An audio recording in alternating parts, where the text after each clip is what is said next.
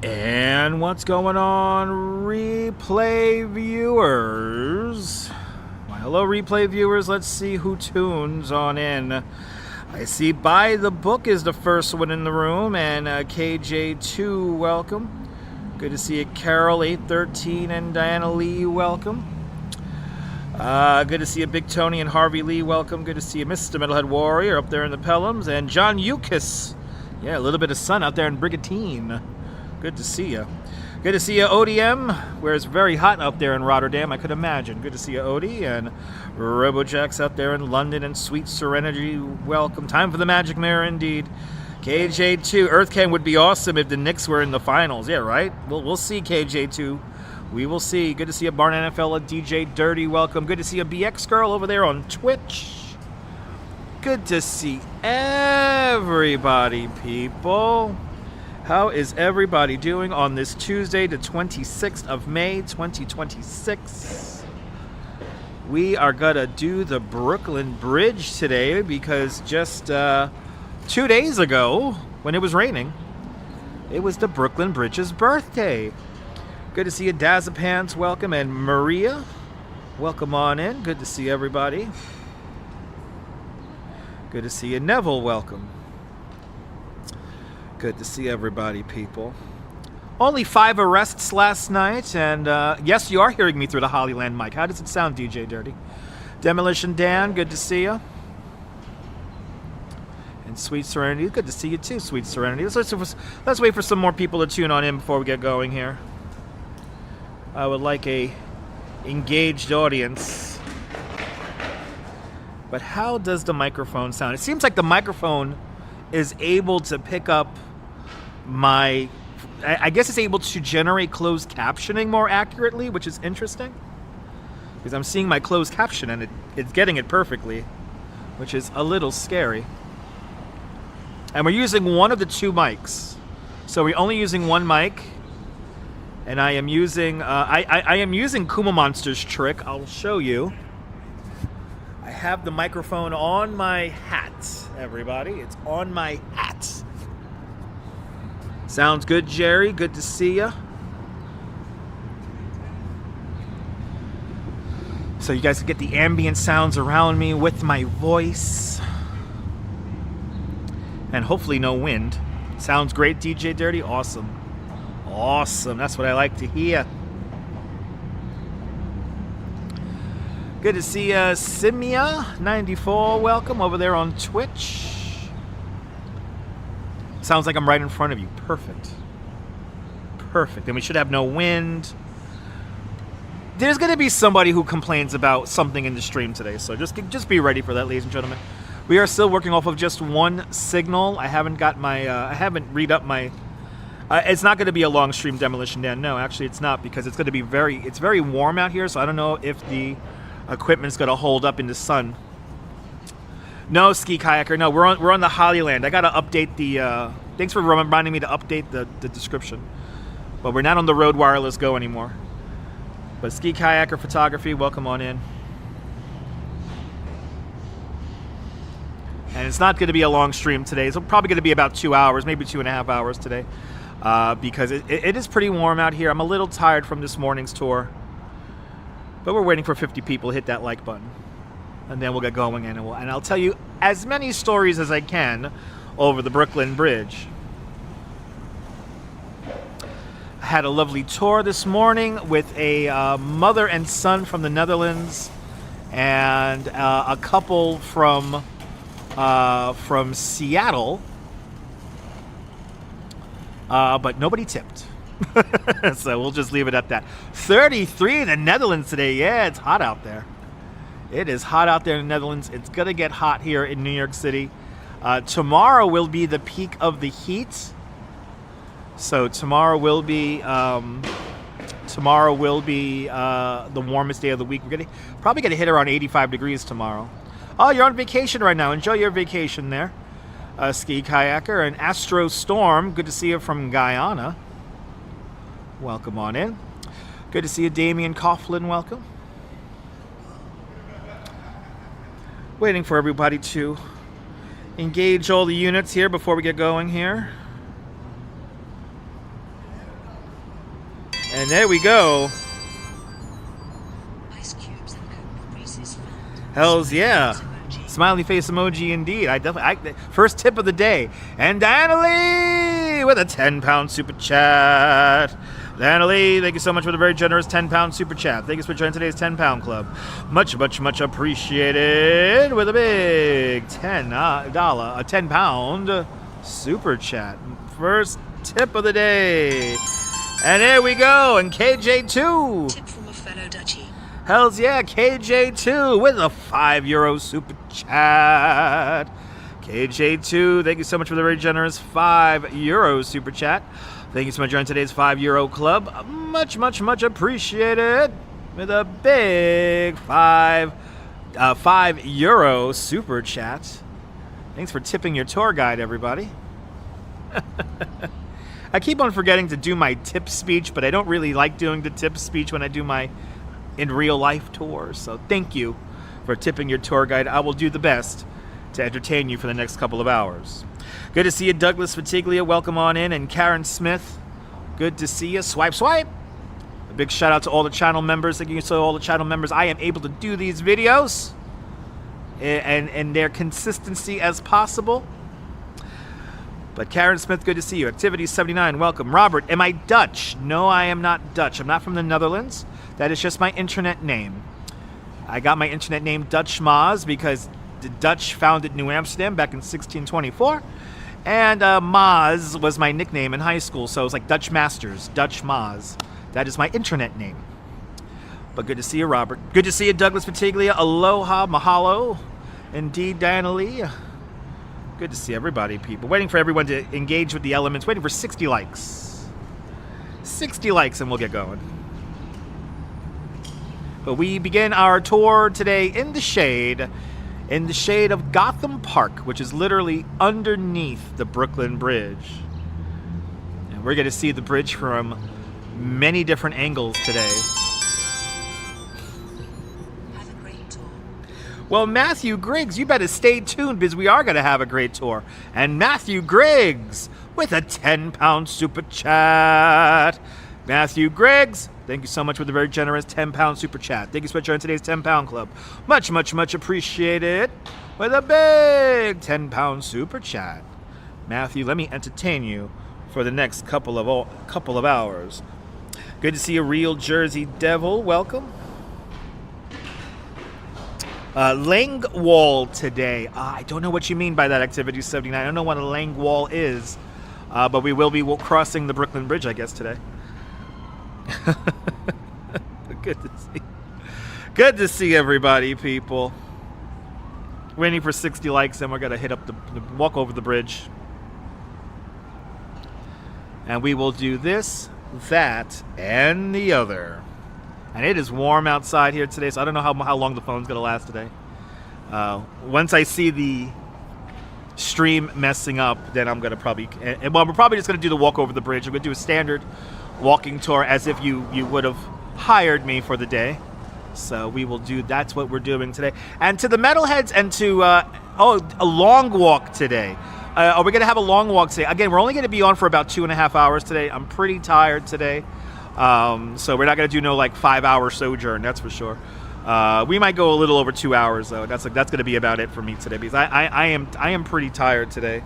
It got really hot. The sun is very strong out, so I don't know. I don't know how let's see how the phone behaves when we get into the sunshine. I'm hoping that the breeze on the bridge is going to keep everything nice and cool. Yes, indeed, sweet serenity. Elephants, camels, giraffes, monkeys, tigers, a whole menagerie of animals cross the bridge.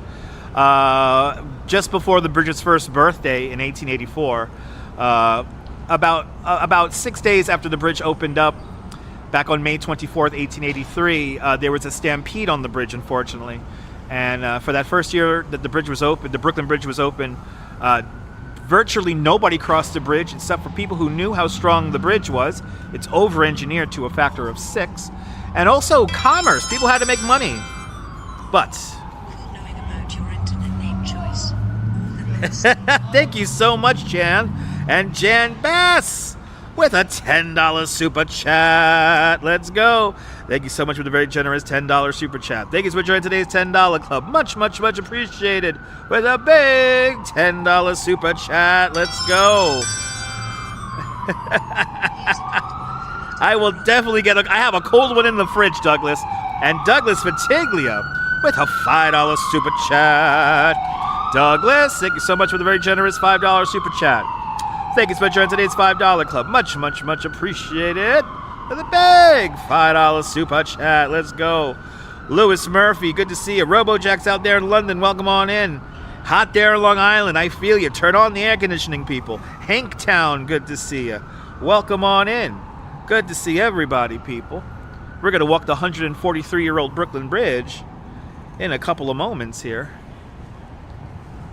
Let some more people tune on in here. We're going to do a full-on walking tour here up the bridge, and I will tell you all the stories that I know of the bridge. But mahalo indeed, Jan. Mahalo, Douglas. Let me entertain you, Jan. Let me entertain you, Douglas. All the super chatters, let me entertain you guys. To all the channel members, let me entertain you guys. This is what I'm here for. But to the metalheads and to Danette and Anthony, we got to walk the bridge sometime. We got to make a date now. And we got to walk the bridge. I heard somebody, the Duchess told me that Danette was talking about walking over the bridge one day, and then people were in the chat saying, "Oh, Dutch will do it." I will gladly take people over the bridge. I love taking friends of the channel over the bridge. So we will make that happen, and we will take our time. We're not going to fly over the bridge. We'll take our time. But good to see everybody, people. Did this thing finally break? It did. You know, I had a lovely viewer of mine a long time ago. I'm talking like, oh my God, it's like my obnoxiously long selfie stick has finally broke. Only one of the tabs have broke. I know I could fix it with like some Gorilla Glue, and it will stay in place. But this thing finally broke.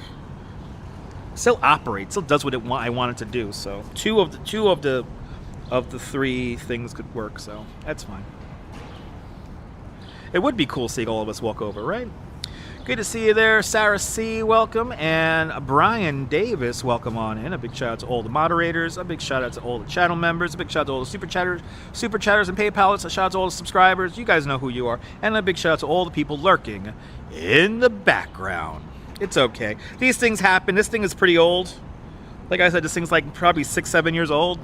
Got a lot of use out of it, and I know I could fix it, so it's not a big deal. But it's either that or I'm going to have to get a new obnoxiously long selfie stick. You're a walk-ins there. That's right there, Knife Clan. Good to see you, Knife Clan. Good to see you over there on Twitch. Good to see everybody, people. All right, I think we have our proper engagement. I think we've hit our... Yes, we have. We have hit our threshold for engagement. Shall we do it, people? Shall we take a walk over the Brooklyn Bridge just 2 days after her birthday? I wanted to walk the Brooklyn Bridge on her birthday, but if you guys remember, on the 24th, it was raining. It was raining. It was not a good... I keep on talking into the damn phone when I don't need to talk into the phone anymore. Keep on forgetting I have the microphone. No sleep till Brooklyn, right? For all you old school New Yorkers and Brooklynites and New York people, you might know this place, if you're into skate culture, you might know this place as the Brooklyn Banks, because this is where everyone likes to come over here and skate. And I remember I smoked some of my first marijuana here. And it's kind of ironic because we're in the shadow of One Police Plaza, is right over there. But this has recently opened. It's officially called Gotham Park. And has it been a year without mics? Oh, okay. Yeah, I mean, I didn't have the microphones for a few months. I don't think it was a year, but it was a few months because I let Patrick from the sideshow there borrow the microphones, and now I just donated them to Coney Island, USA. So, because I'm not going to use them. But right here, Jerry. One of the first times I ever smoked marijuana. It's right here. Literally. So now I'm coming here. I'm surprised there's nobody. There were people out here skating just now, but they all left. But then these right here, these are the. You know, it's funny. Like these Anchorage buildings here. At one point, they used these for wine storage, and then also there were supplies in there for fallout shelters. Spotted Cow, Wisconsin. Good to see you. Welcome on in.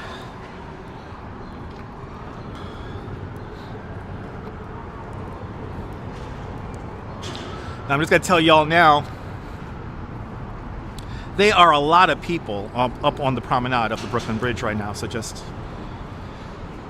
be ready for that, people. It's going to be a lot. That's why we got the obnoxiously long selfie stick out, so we could pop the camera above people's heads as we walk over the bridge. So we're going to try to not create too much, we're going to try not to bring too much attention to ourselves. What does this say here? I don't think you understand. I am a rock star. Hells yeah. I like that. It needs a blue plaque like they have in the UK. Yes, indeed, Jersey Town. Yes. I'll make like an art piece. What are they screaming? Oh my God, they're screaming back over there. Exactly. I could have you guys over the people's heads and I can still talk into the mic so you guys will still hear me. I won't be able to see the chat, but yeah. Let's do it, people. So this neighborhood, before they built the bridge, was called the 4th Ward. And this was a rather rough area. This was literally one of like the roughest areas in New York City in the 1850s and 60s. So when they decided to build the bridge, it was like, oh, thank goodness, they got to get rid of this bad neighborhood. They got to just destroy the bad neighborhood. Sal Muscles, good to see you, Sal. Welcome on in.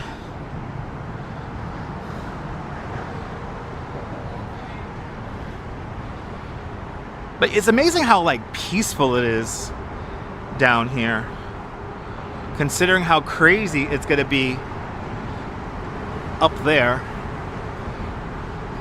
So this is the things I love to do in the live stream, and show you guys the contrasts that you could get in such a short space. So, Train Watch, good to see you. If you're new to the broadcast, let us know where you're watching from. Let me give you a shout out. If you are enjoying the broadcast, make sure to follow on Twitch, subscribe here on YouTube, and on YouTube as well, hit the like button. I'm still waiting for my email back from Twitch to be, so I could be, whatchamacallit, so I could be, not verified, it's the other one. Be monetized. But we're gonna go, we have to go over there because there's a cool plaque over there. Mrs. Metalhead, good to see you. Working right now, Mrs. Metalhead, don't work too hard. I'll be on in the background. Partner, thank you so much. I want to become Twitch affiliated and become a partner. Thank you so much. Yeah, I'm still waiting for the email. I'm still in the middle of the onboarding process. Ooh, yeah, the sun, guys. The sun is strong, people. The sun is strong. The sun is strong, man. It's getting warm out here. Dave in Bangor, Maine. Good to see you, Dave. Now, right here, this is Pearl Street. This is the original coastline of Manhattan Island right here. So everything on this side was created during the British era.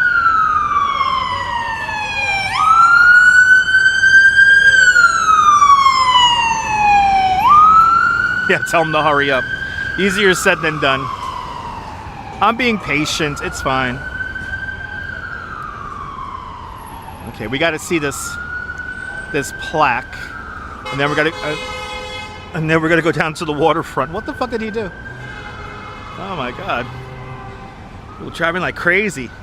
Ooh, guys, it's hot out here. Oh my goodness. We like went straight into summer. I know, you try. I can't wait to have my first hype train. I'm gonna be very, very excited to have my first hype train. But before there was a Brooklyn Bridge, this was a very important location for our residents here. Lee John, good to see you, good afternoon. Okay, we're gonna read this plaque right up there.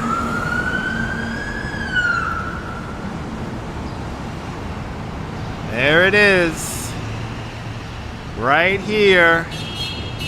The first presidential mansion occupied by none other than George Washington himself stood right here where the Manhattan anchorage to the Brooklyn Bridge is. Right here. Now, by the time they built the bridge, the mansion is long gone. The mansion is like, you know, it's been like altered and changed. So the mansion really wasn't here by the time they were building the bridge. But this is the site of it. Right here. I need a sombrero, right? Yeah. A sombrero would be nice. But right there, it's kind of amazing. He had waterfront property. It's the little things, ladies and gentlemen. It's the little things that excite me.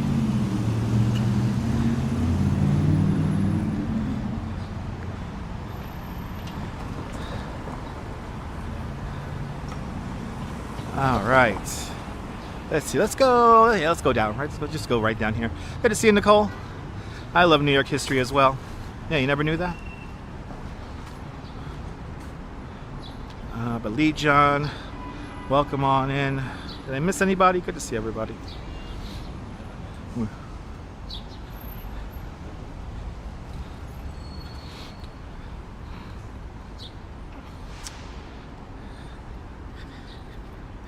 If you're in the shade, it's really nice. The sun, though, is incredibly strong today. As I was doing the bike tour, we're riding in Brooklyn, and that sun really came out, and it was just like, holy crap. The sun, you're more than welcome. The sun was like, holy shit, the sun was so strong. This is the fun part. Look, the roses are beginning to come out. Remember when he jumped off the building? Good to see you, Julie B. OG. You're working and lurking? Awesome. Shout out to all the people working and lurking. Make that paper, all right? You gotta make that paper. I feel ya. You gotta make that paper. Nice Jersey Devil, nice. Right here, this is a filming location for the movie The French Connection. Right here, this is where they have the stakeout, where they believe a car is filled with drugs, and the car is parked literally right here. This is where the car is parked. This fire hydrant is in the movie as well. And then Roy Schneider and Gene Hackman are right across the street right here. And then everything looks the same. Like, this building is in the shot. The guy's playing hockey with the can of Coca-Cola. It's like right here in the middle of the intersection. Basically, this whole area has not changed since the movie. And if you haven't seen it in a while, or if you've never seen The French Connection, I highly recommend it. And it's actually also a great bar right here. This is Cowgirl Seahorse. Great little bar here.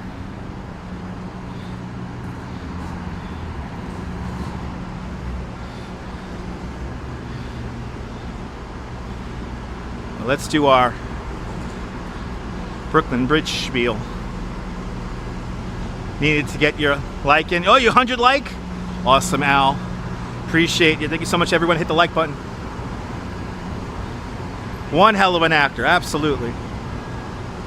Absolutely.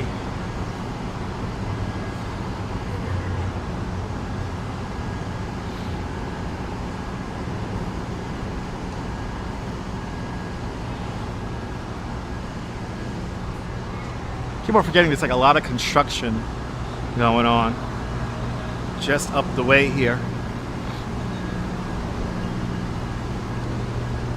Now right here, we're kind of walking in a filming location. There's two movies that were filmed pretty much right here. Just up the block in that direction is a filming location for Home Alone 2. And then right about here is a filming location for the movie It Happened in Brooklyn. When a young Frank Sinatra comes home from the front of World War II, he hops in the first taxi cab he could get, and he asks the cabbie, "Can you take me to the bridge, the Brooklyn Bridge?" And the cabbie's like, "This cab will take you anywhere. Get in, kid." And then they drive, and then he stops. He slams on the top of the cab, and says, "Stop, right here. This is it." And then you literally get this shot right here, and then you cut, and then he's running up to the bridge. He's running up on the bridge, and then he sings the song Brooklyn Bridge. I love that movie. It Happened in Brooklyn from 1947. I highly recommend it. Good to see a Mario Balderrama. The engineering is the part of this bridge that's amazing. Steam power, horsepower, and raw human power. That's what's built the Brooklyn Bridge. Built in an era before electricity, the Brooklyn Bridge is truly a handmade modern marvel. It took 14 long years to build the bridge, between 1869 and 1883, years during which Thomas Edison invents the light bulb and the phonograph, Alexander Graham Bell invents a telephone, the buffalo were killed off the Great Plains, the catcher's mask and curveball were introduced to the game of baseball. Chester A. Arthur installs plumbing in the White House, and in Europe, Picasso and Einstein are born. Just some of the things that were happening in the world while we were building the Brooklyn Bridge. The Brooklyn Bridge is a vision of a true genius, a Renaissance man of his time. His name was John Augustus Roebling. John A. Roebling immigrated to the United States in 1832 from the walled village of Mulhausen, Germany, to resolve his destiny in all that space, as his family said. And to say that he obsessed over this bridge would be an understatement. In the winter of 1845, there was a big engineering summit out in the city of Brooklyn where they gathered some of the world's greatest engineers and architects to discuss building a Brooklyn Bridge. John Roebling with his son Washington attended this 3-day summit. And at the end of the 3-day summit, the Roeblings took the ferry from Fulton Ferry Landing to this pier, which is right up here. Just one problem. It was so cold on that February day that the East River was all filled with ice. So it would normally take you just 20 minutes to cross the river. It took them on this afternoon 2 hours to cross the river. And at that point, this bridge becomes John Roebling's overwhelming obsession. He advocates for this bridge tremendously in various engineering and architectural magazines of the time. He saw this bridge as the only way for the cities of New York and Brooklyn to truly thrive in their place on the planet Earth. In 1867, the cities of New York and Brooklyn award John Roebling & Sons, the premier steel wire manufacturing company here in the United States, the contract to build the Brooklyn Bridge. John Roebling gets so excited, he draws up all the plans for the bridge and estimates cost in just 3.5 weeks. John Roebling even paints these highly detailed oil paintings of some of the building processes for the workers who could not read or speak English. He was quite hands-on. Construction officially begins on the Brooklyn Bridge in August 1869, and unfortunately 2 weeks into the bridge, John Roebling is killed building the bridge. We once again find ourselves across the way at Fulton Ferry Landing, which is right over there. And John Roebling and his son Washington were doing survey work. They were trying to figure out where the towers were going to exactly stand, where the anchorage is going to go, and they were sitting right at the edge of the ferry dock. A ferry boat came in to dock, and unfortunately for John Roebling, his foot fell through a broken wooden plank in the pier. His foot got wedged in the pier. The ferry boat came in and crushed his foot. John Roebling was a hydropathist. He believed that water cured everything. Against the wishes of his son Washington Roebling, fresh from the Civil War, he saw some real terrible stuff. He's like, "Dad, you gotta amputate your foot, you gotta die of gangrene." John Roebling's like, no, water will cure me. And John Roebling proceeded to cure himself by drinking mineral water and pouring ice cold water on his open wound. Needless to say, 18 days later, John Roebling dies of the most agonizing bout of tetanus. So now enter the son, Washington Roebling. Washington Roebling, his father's favorite apprentice. He was a genius just like his father.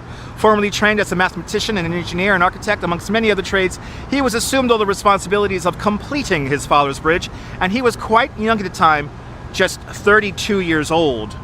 So I have to say the father, he designs the bridge, the son places the bridge where it is today, but unfortunately for Washington Roebling, he's almost killed building the Brooklyn Bridge. The hardest part of this entire bridge's construction we cannot see is the foundations for the two towers. To create the foundations for the towers, we use the caisson method, and the caisson method, very simplified, is it's an inverted box. You place that box on the bottom of the riverbed.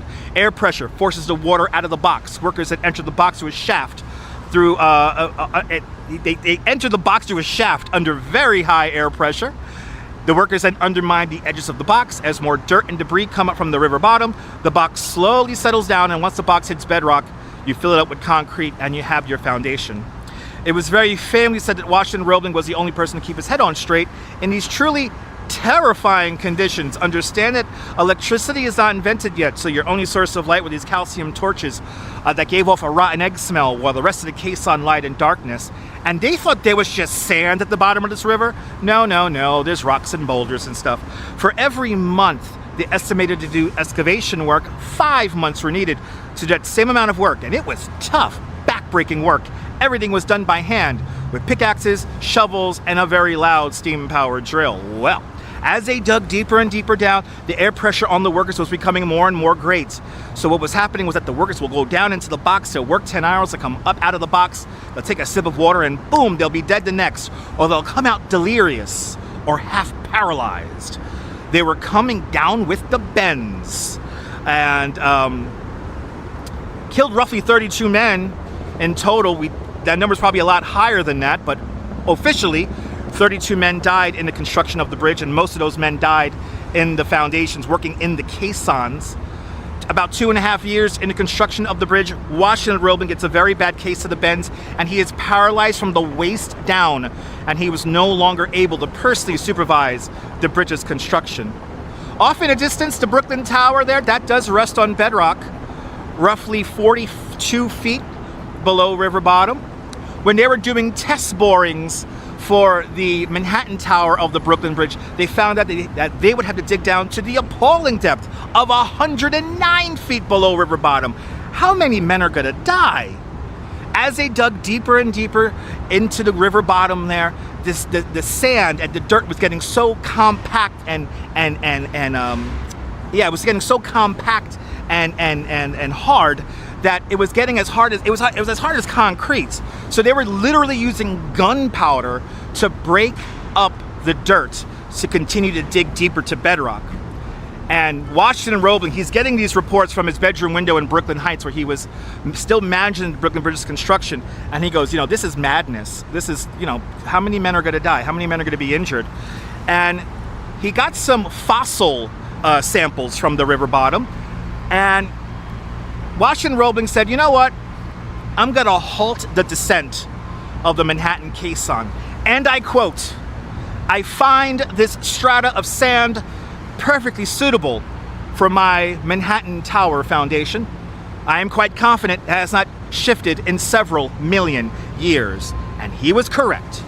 To this day, to this very moment, the Manhattan Tower of the Brooklyn Bridge does not rest on bedrock, but on sand, roughly 19 feet short of bedrock. After Washington Roebling is basically bedridden and no longer able to personally supervise the bridge's construction, who really completes the Brooklyn Bridge's construction? Well, Washington's wife, Miss Emily Warren Roebling. Miss Emily Warren was the sister of the general that Washington Roebling served under during the Civil War, and she was a quite educated woman for her time. She was one of the first women to graduate NYU Law School, and her main vocations were the English language and law studies. So you get somebody who's into mathematics like Washington Roebling, you get somebody who's into the English language like Emily Roebling.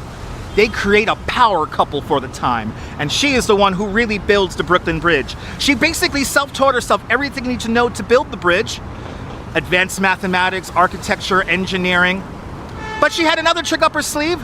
She knew how to talk to the assistant engineers and architects. She was called the soother of hurt souls. And whenever the egos of the assistant engineers and architects got a little bit out of hand, she knew how to talk to them. She knew how to keep them in check. Gentlemen, we gotta finish this bridge. But after 14 long years, the Brooklyn Bridge is finally ready for its first traffic. May 24th, 1883 is a big day here in New York City. Everybody has the day off. And Miss Emily Warren Roebling is the first ceremonial crossing across the completed Brooklyn Bridge. She rides across the bridge in an open silver and white carriage, cradling a rooster. The rooster was a symbol of victory. When she arrives over to the Brooklyn side, there's over 20,000 people waiting for her. And then that day, we have a big party. Army regiments and marching bands from all around the world march back and forth across the bridge in a days-long procession. The president and vice president are here in attendance for the opening of the bridge, and then that night we have probably one of the greatest fireworks shows in all of New York City history. One of the main bridge's financiers, he was a kind of a showman. He knew that this bridge was going to be like a big deal. So for 3 years leading up to the opening of the bridge, this guy hoarded fireworks. He hoarded around 14 tons of fireworks. And then he proceeded to have probably one of the greatest fireworks shows in all of New York City history. 14.5 tons of fireworks in a fireworks show that lasted nearly 2 hours. From what I have gathered about this fireworks show, it was a very beautiful, stupendous, chaotic, and dangerous experience. If you can imagine, there's fireworks being shot on top of the towers, there's fireworks being shot off the roadway. There's boats down here in the East River shooting off their own fireworks. And they kept the bridge open to traffic the entire time. We knew how to live back in 1883. The crazy thing about this fireworks show was that nothing was coordinated. They just kind of placed fireworks all over the bridge, and he had an idea of what they kind of did, and then they kind of set them off. So it was kind of crazy. And after that, the Brooklyn Bridge was officially open for its traffic there. Every day, 91,000 people cross the Brooklyn Bridge, and we will be some of those 91,000 today. But thanks to the Roeblings, we have our amazing Brooklyn Bridge. Behold, the eighth wonder of the modern world, the Brooklyn Bridge. We do need to make that into a movie, Strawberry. Zorro, good to see you. Good to see you. I love the 80s. The Brooklyn Bridge is the largest bridge of its type in New York. The oldest bridge that's still in use right now is the Carroll Street Bridge. That bridge predates this bridge by like almost 20 years. But good to see you, Mary McHugh. Welcome on in. I'm sorry the Nightbot got you. Why did they call it the Brooklyn Bridge instead of the New York Bridge? So the original name of the bridge was the New York and Brooklyn Bridge. That was the official name of it when it opened. But because the city of New York, which was then just Manhattan, they defaulted on some of the bridge's bonds, and the city of Brooklyn was able to pick up the slack and pay off those bonds. So, and also because people simply have to get to Brooklyn, they call it the Brooklyn Bridge. But, hells yeah, let's go. Mary McHugh with a $20 super chat. Mary McHugh, thank you so much for the very generous $20 super chat. Thank you so much for in today's $20 club. Much, much, much appreciated. With a big $20 super chat. I love how Emily Roebling is portrayed in the Gilded Age as well. I love that. But Mary McHugh, thank you so much for sponsoring today's live stream. And really quick, before we get going, I'll show you guys the Brooklyn Bridge in numbers. There it is. There is the Brooklyn Bridge in numbers. But yeah, because the city of Brooklyn actually paid more for the bridge, that's why it's called the Brooklyn Bridge, for the most part. That's how the urban legend goes. But the official name is the New York and Brooklyn Bridge. But there you go. We're in tour guide mode today. There are your numbers. Good to see everybody into the show. I appreciate you, Mary. And let's do it, people. Let's walk the Brooklyn Bridge. Yeah, be careful with all capital letters because the Nightbot is allergic. I could be here for 3 hours telling you stories about the bridge, and I'm going to do my best to tell you all the stories of the bridge. But good to see you there, Samuel Reyes. Good to see everybody, people. Yes, there was a 100th celebration in 1983, and I heard it was a pretty decent celebration. It had a beautiful fireworks show and everything, but it was nothing like the opening of the bridge in 1883. That was a big deal. Okay, there you go, Mary. There you go. Thank you, Mary, for the $20 super chat. Let me entertain ya. Let me entertain y'all. Let me entertain you. Yeah, wow, everyone's flying through here.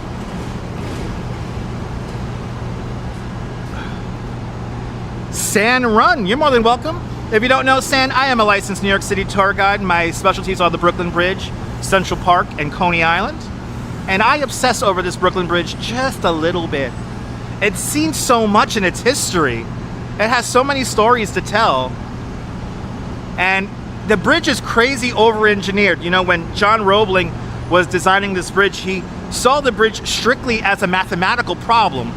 He basically created well over 100 different designs of the bridge until it conformed, and he was able to realize the mathematical and visual perfection of the bridge. The most famous bridge in the world, like the Golden Gate? Yes, yes indeed, there. Loans. Are you entertained there, Brian? Good. I'm happy you're entertained. Good to see everybody, people. Oleg, welcome on in. The Brooklyn Bridge is also the first bridge to be electrified with Thomas Edison's electric light bulb. When this bridge opens up on May 24th, 1883, electricity is commercially available here in Lower Manhattan for about 2 weeks. It's kind of crazy. 2 weeks. 2 weeks. Also, this is the first bridge to be made of steel of its size. And when John Roebling was designing the bridge, he knew that the steel would expand and contract depending on the temperature. And he also knew that the roadway will act, as in his words, like a sail. So he overdid everything. The Brooklyn Bridge is over-engineered to a factor of 6. So this thing is not going anywhere. When John Roebling initially presented this current design of the bridge, it was quite expensive and people were skeptical. But he said, and I quote, "With the proper maintenance, this bridge could easily last 1,000 years." And I think it will. I think it will last 1,000 years. I really do. I think it will last 1,000 years if we keep maintaining it properly. But again, 91,000 people cross the bridge every single day. Like 21, 22 million a year. So, yeah. We're going to be some of those 91,000 today. you are a part of history. Every time you walk over the bridge, whether it be here on a watching here on a live stream or in person in real life, you're walking a little bit of history here.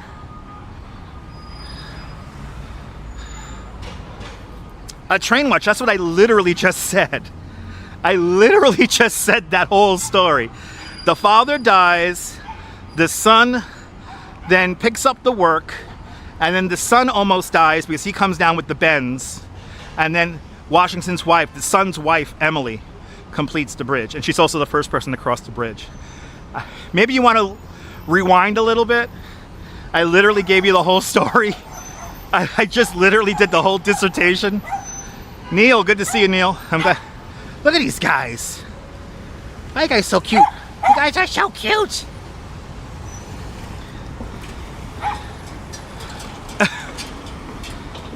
Carol at 13, good to see you. Did I miss anybody? Welcome on into the show, everybody. But I literally just went through the whole dissertation of the story.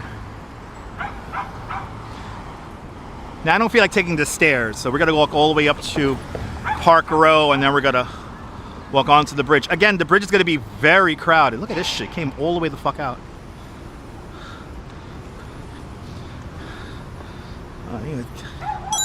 Hey, thanks for following on Twitch. Dutch Trucker, New Zealand, welcome. Welcome, welcome, welcome.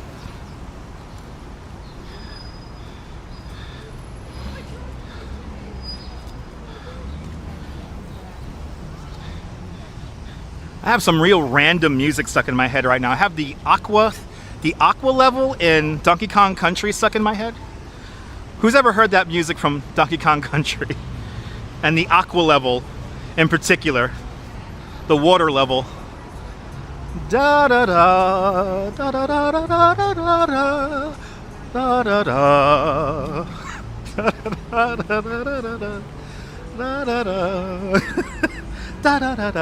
da da. Anyway,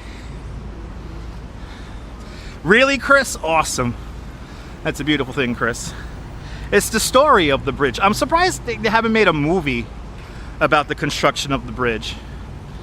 I mean, maybe eventually they'll make a movie about it. Maybe if I become financially independent, I can make a movie on my own, I will.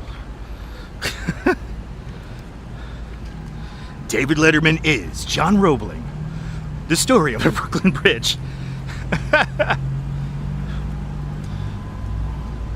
Yes, Strawberry, I do want to do that. Strawberry, when we hit 100K, I would definitely love to walk over the bridge with the rooster. Or maybe we'll ride into Net and Anthony's car or something that with a rooster. I don't know where I'm going to get the rooster though. I don't know where I'm going to get the rooster. You know, when Emily crossed the center span of the bridge, she held the rooster up high and both sides of the river cheered. I would give anything to see that. Good to see you, Sally Skipico. Welcome. Like literally, like the whole, like everybody who watched the grand, it was literally called the Grand Procession. It happened at like 9 o'clock in the morning, and literally everybody cheered. Of course, I've seen the Brooklyn Bridge documentary by Ken Burns. That's literally one of my favorite documentaries. I've seen it thousands of times.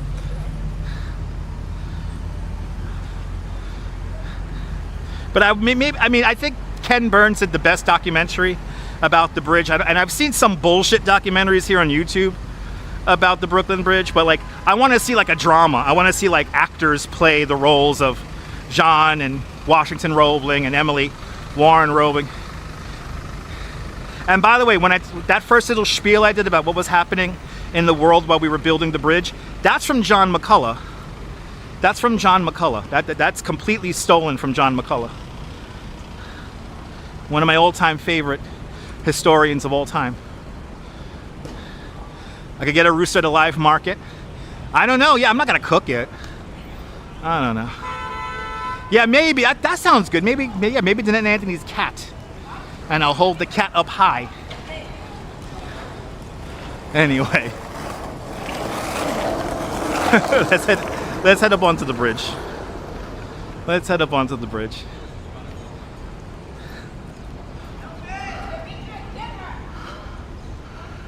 Oh, okay, investigator. That sounds good, man. I'll take you up on that. Come on out to New York when I hit 100K. Good to see you, Strawberry Fields. Good to see everybody, people. Worst case scenario, get a rotisserie chicken. Okay, that's a lot easier for me to do. That's a lot easier.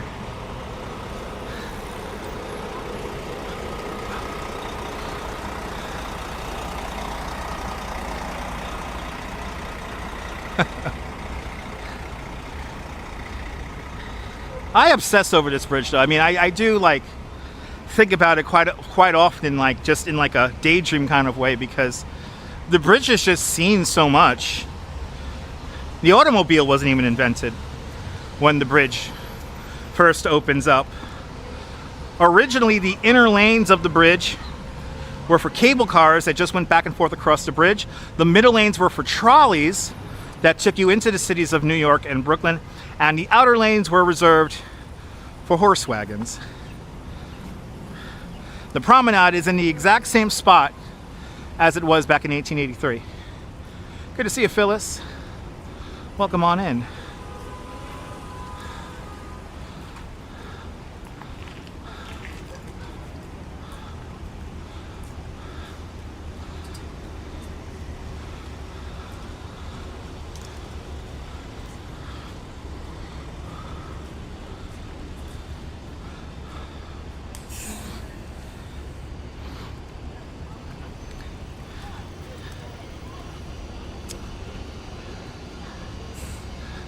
Is there an animated movie about the Brooklyn Bridge, Neville? I'm confused by that comment or question.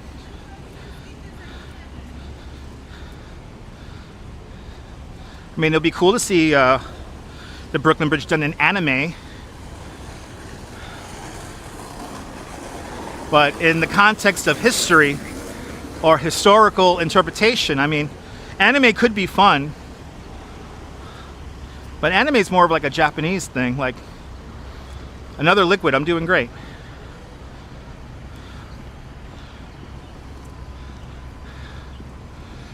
When did you guys move from the Sex and the City buses to the electric ones? I have no idea, Knife Clan. I don't keep track of that kind of stuff. I'm a walking and bicycle tour guide. I don't keep track of that stuff. Wow, random questions brought to us by Schaefer Beer with the all-new Pop Top. For people who like having fun, for people who like having more than one. Schaefer is the one beer to have when you're having more than one. Random question.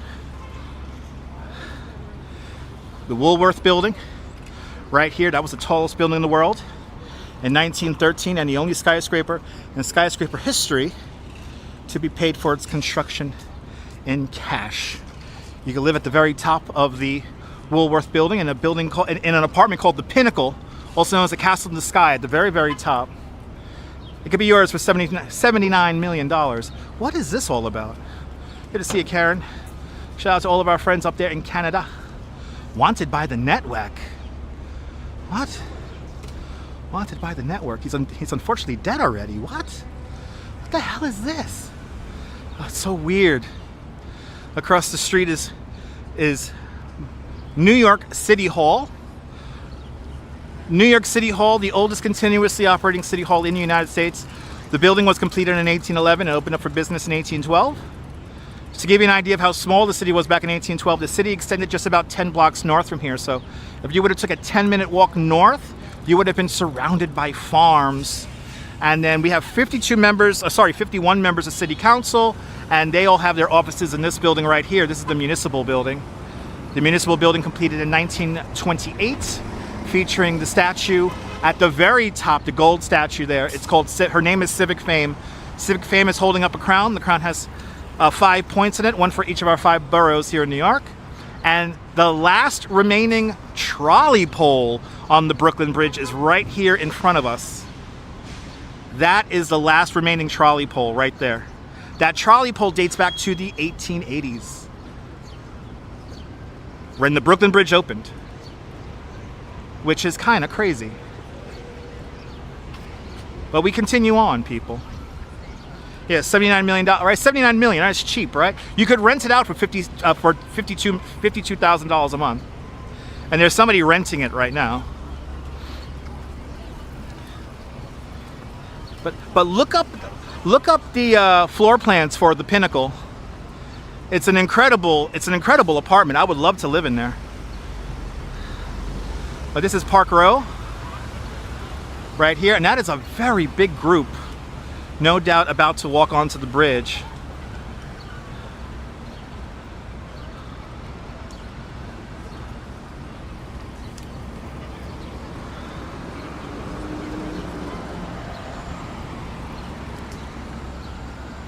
A mere bag of shells.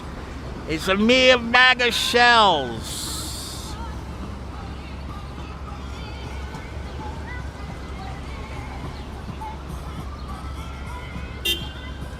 Let's say you got the turn light, bro. He's looking at. He's so excited about the gimbal and everything that he don't realize he has the turn light.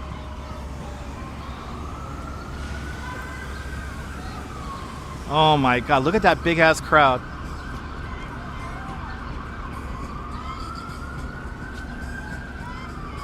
All right, let's cross it.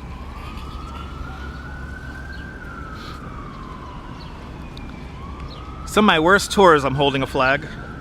I hate doing those kind of tours.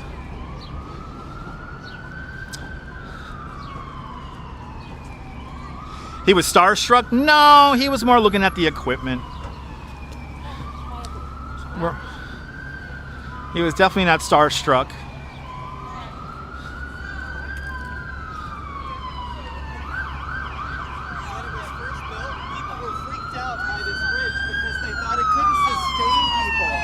I'm talking here.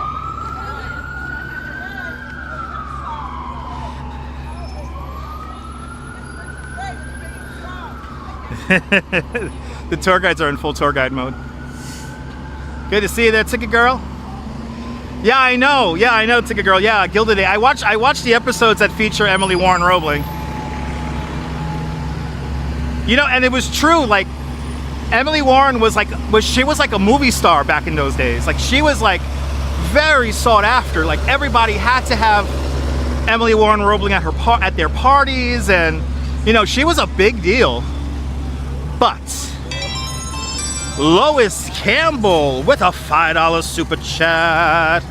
Lois, thank you so much with a very generous $5 super chat. Thank you so much for joining today's $5 club. Much, much, much appreciated. With a big $5 super chat. There's a lot of people on this bridge, people. There's a lot of people on here today. The signal might get weird. The signal might get weird, guys. So you gotta please be patient if the signal gets weird.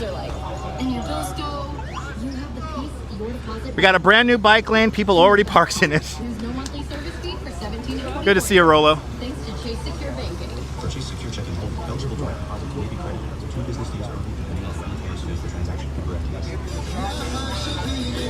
Yalla, yalla, yalla, yalla, yalla.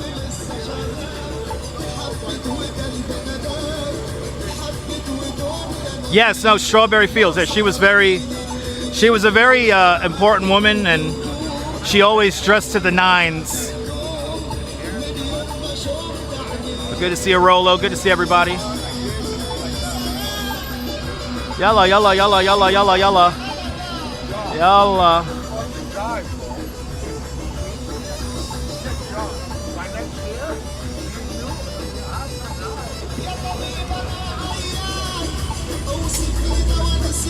Good to see you, Jose Torres. Welcome on in. We'll see, Brian. We'll see. And yes, I know that Dutch trucker, New Zealand. I've actually been to Brooklyn. I visited Brooklyn. I've been to Utrecht, and I've been to Haarlem. Doing great, Lois. Ready to walk the bridge?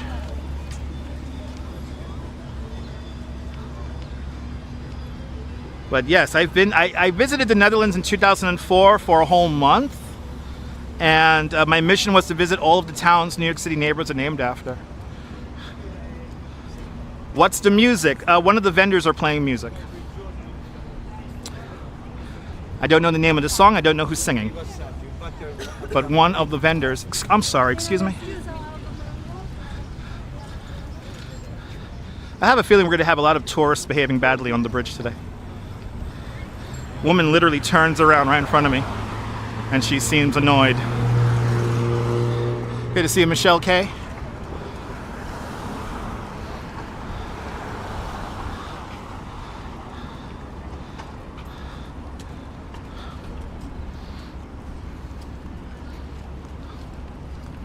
But now officially the 143-year-old Brooklyn Bridge. 143 years old in 2 days.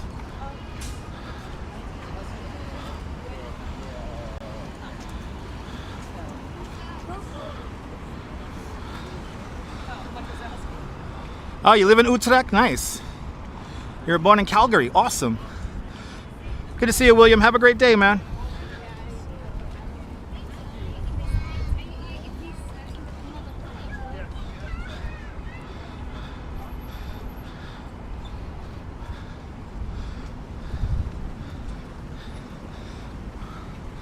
And be careful with the all capital letters. Nightbot does not like that.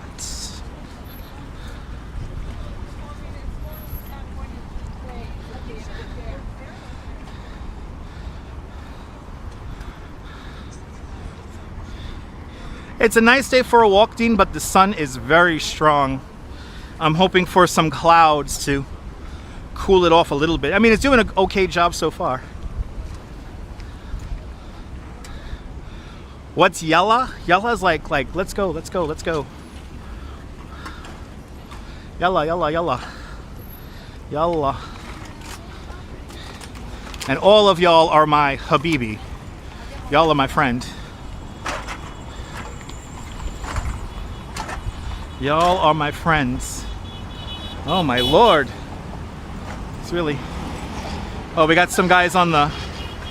We got some guys on the fucking mopeds going nuts.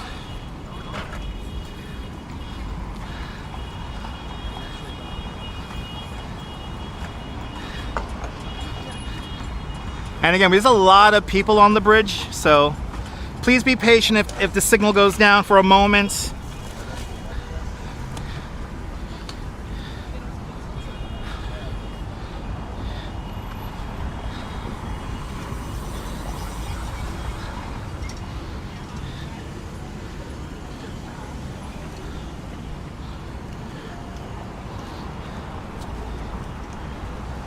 I know, I heard about that, Dean. I heard it's already really hot in the UK. Yes, he was walking backwards. Yeah, the delivery guys. Okay, this is the second time I'm seeing this flyer. Let's fucking read it. If you found this flyer, I gotta tag some art guy in fucking Milan in the city. Okay, whatever. It's not art. That's kind of lazy art. It's flyer art. Anyway, they're honking like crazy to get through the traffic. They gotta go. They gotta make the money. They gotta make the money.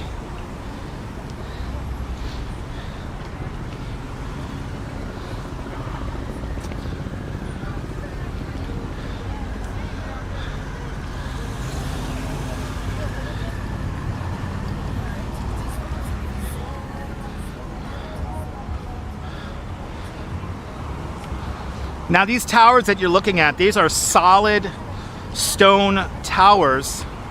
The stone was quarried from Ohio and Pennsylvania and then barged out here. Good to see you, E-Bike Mike. E-Bike Mike, good to see you, man.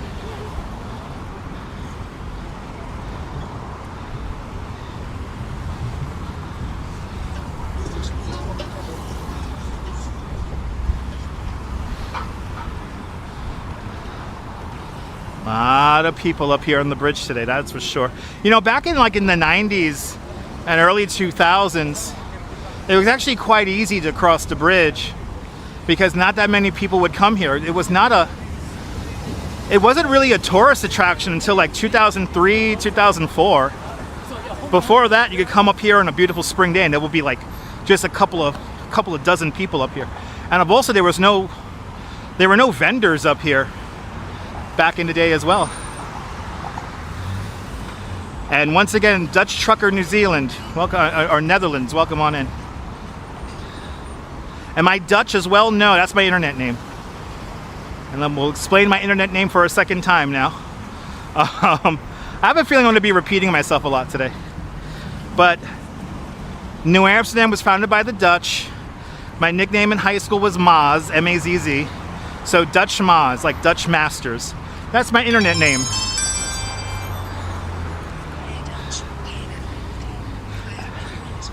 I hope you're doing well as well there, Shruggable. And Shruggable with a 20-pound super chat. Shruggable. Thank you so much with the very generous 20-pound super chat. Thank you so much, Johnny. I was about to fucking smack you in the fucking face. I swear to God. You can't do that. You can't do that. You can't do that. Shruggable. Thank you so much with a 20-pound super chat. Thank you so much for today's 20-pound. Much appreciated with a big 20-pound super chat. What's up? Oh my Lord. I was about to beat the shit out of John Lore. Oh, you made me laugh now. That was What are you doing up here? What, you gonna get some vitamin D with me? got a new, Oh, he has his idiot camera. I got a new camera, but it's 20 years old. It's a big, Oh. It's got the Leica lens. Okay. Look at this thing. Came out in 2006. And see, kids, that's all you need. You don't need the best thing in the world. Oh, no, Anyway. This is vintage. That's vintage. This is cool stuff. That's why I'm coming across the bridge. I'm just going to stop here and go back. Okay. Oh, you're not gonna come all the way across? No, I got to catch the bus. Hold on, I gotta. Where did John come from? From beyond the grave behind me. Actually, I was at the bar for a couple About to say, were you drinking? Yeah, I'm always.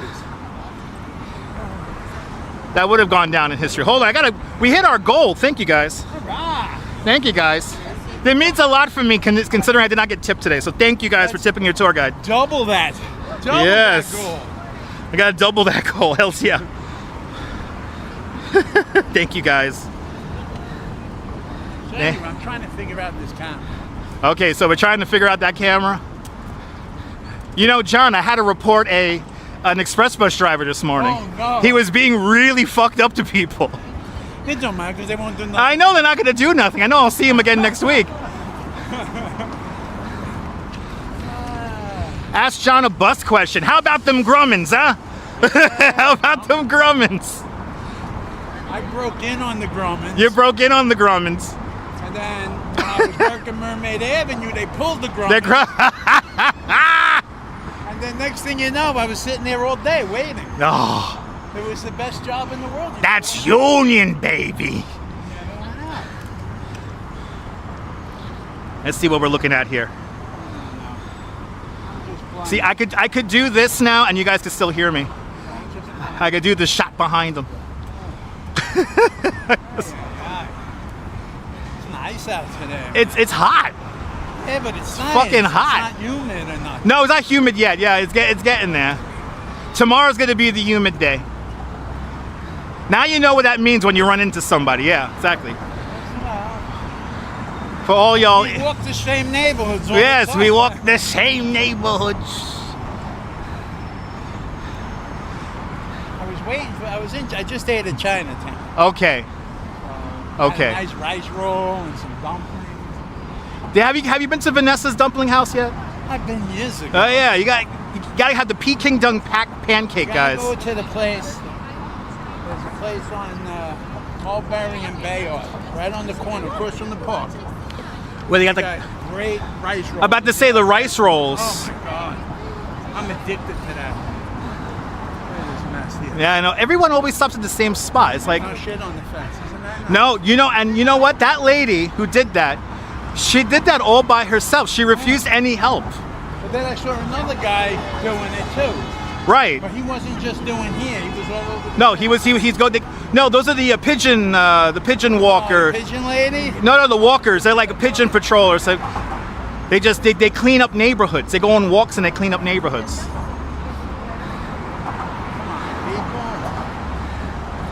They're sauntering. It's fine. Listen, remember in the 90s there would be like nobody up here? Nobody here. There'd be like nobody up here in the 90s. Like a beautiful spring day. It'd be like 5 people up In here. the 70s, you didn't come up here, you get mugged. That's right. Hear that, people?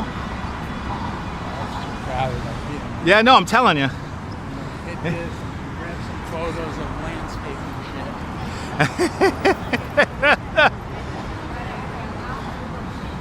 To think this footpath is in the exact same spot as it was 143 years ago. This has never changed. We missed the birthday last week, right? That was on Sunday. It was raining. Yeah, it was nasty. I'm not gonna go out in the rain. So I did a 3-hour show in the afternoon. It was a miserable fucking. It was a miserable weekend. Yesterday was nice. Nobody made money. No. Well, yesterday, at least in the afternoon. Yeah, it got nice in the afternoon. But where are you heading after the bridge? I'm gonna go down to Brooklyn Bridge Park. Oh, okay. This is our Brooklyn Bridge birthday walk. So we're gonna stay right here and get views of the bridge from all the angles. Already, I'm done. I'm already tired myself. I'm running on fumes already, but I gotta do it for the bridge. Started in East Village, I came down, I ate. Look at this, it's jumping out here. It's jumping. Right in front of us is the original dedication plaque for the bridge, and then the rededication plaque is underneath it, the reconstruction plaque from 1951. Good to see NYC girl. All right, I'm turning back. You're doing the tourist thing. You're going up to the first tower and turning I around. just wanted to get some shots with the camera. You wanted to freak me the fuck out. Here over there, this is perfect. This is what I was looking for.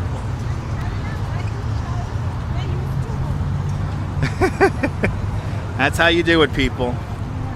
That's how you do it. You always get good shots. You cannot get good shots. It's impossible to. The good, the clouds. Yeah, no, we got good clouds. It's clearing it out a little bit. This camera slows me down. I gotta wait. Oh, because you gotta wait like the. You gotta wait, yeah. Yeah. I'll take shots on the way back. Thanks for scaring me. All right. No problem. Thanks for getting my adrenaline up. You knew it was intentional. Yes, exactly. Have a good one, John. See you next. Get home safe. Good to see you there, RJ. So that's a dedication plaque right up there. And then we have the rededication plaque, which is right here, 1954. And then if we go around the corner here, good to see you, RJ. I always do it for the people. And then here is the landmark plaque from 1951. Ooh, we got the low bit rate warning. We're flirting with the low bit rate, everybody. Now, when we get to the Brooklyn Tower of the Brooklyn Bridge, I'm gonna have another story here. It's one of my favorite stories.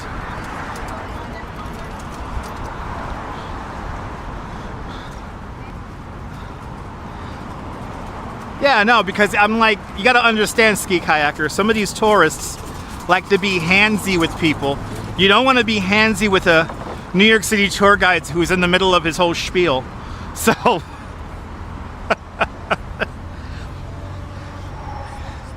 I turn into like a feral animal. Like I have no sense of control. B-Band 109, good to see you.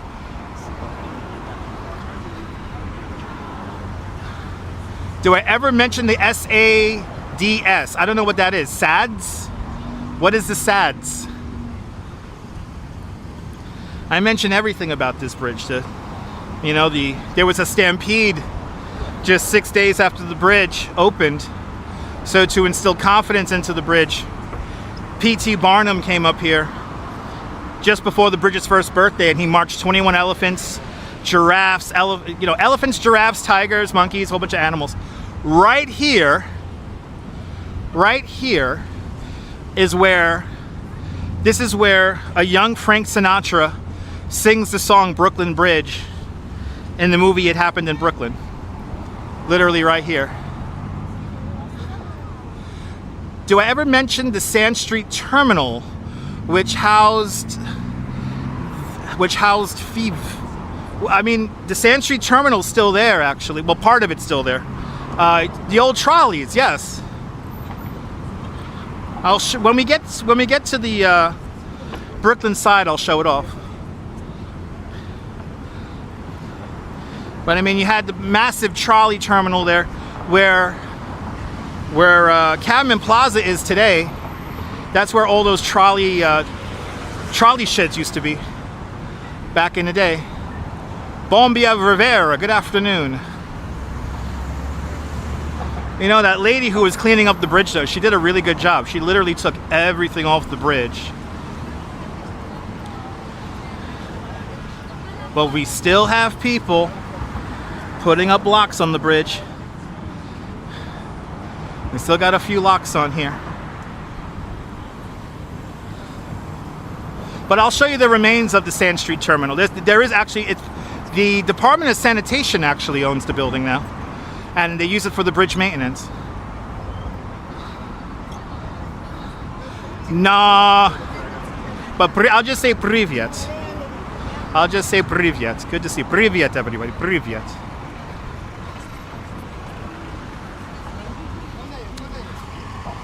Okay, so we got like what, 4 or 5 vendors?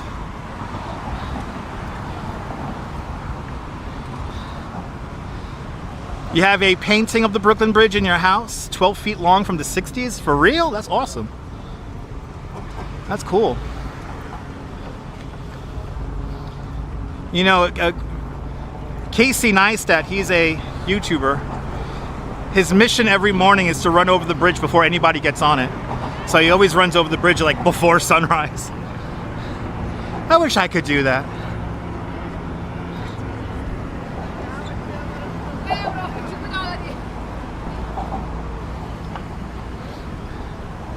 But this is the view. This is the view everybody wants. Look at it, people. Look at it. Behold. Behold the Brooklyn Bridge.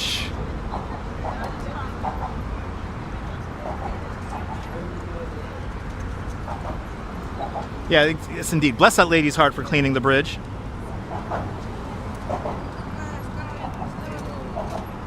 And this is the expansion joint of the bridge. There it is, people. You can see they just put some oil on it too. This is the very center of the bridge right here. In the wintertime, you can see it really expand and contract. Don't you love these skyline views? Unbelievable. Hey, thanks for following. Or subscribing. Thanks for subscribing. Nicola, good to see you.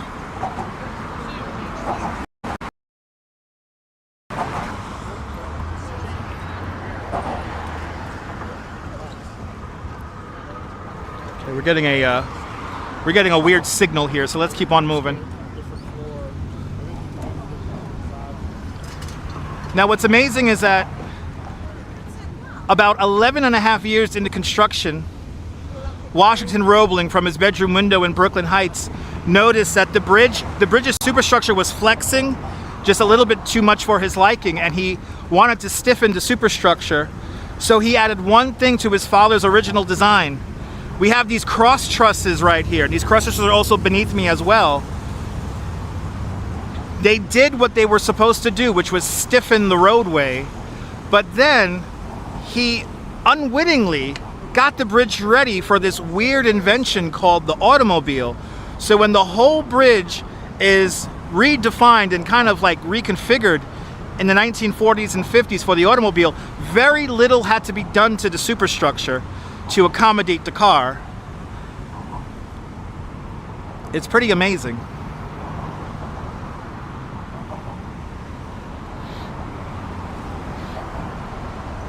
And again, this footpath is in the exact same spot as it was back in 1883. And the reason why this pathway is wooden boards is because, again, the bridge is over-engineered to a factor of 6. So this bridge could actually move quite a bit. And this part of the structure is the part of the structure that moves quite a lot. There's actually a lot of expansion joints just underneath us to allow the bridge to move quite a bit. If you come here during the winter time, you could see the bridge bounce in the wind. It's pretty cool, but you got to come here when it's like 5 degrees out.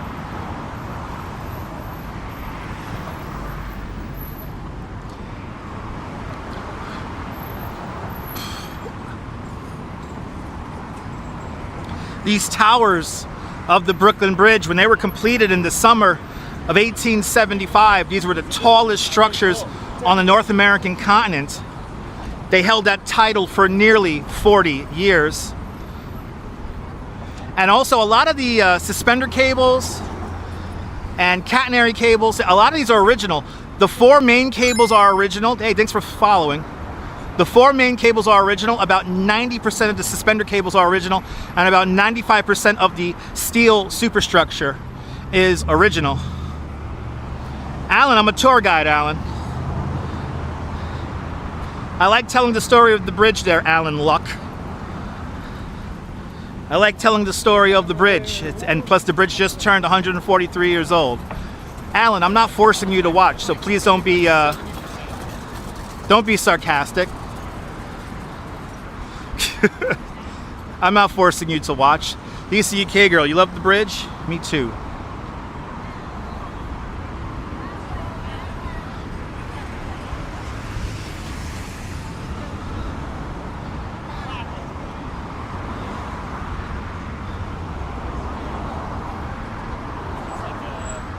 But Derek M, welcome on in. Oh, we got a photo shoot. Photo shoot's happening. Gotta go to the ballet. They're going to the ballet. All right, coming up is the builder's plaque of the bridge. Thanks for subscribing.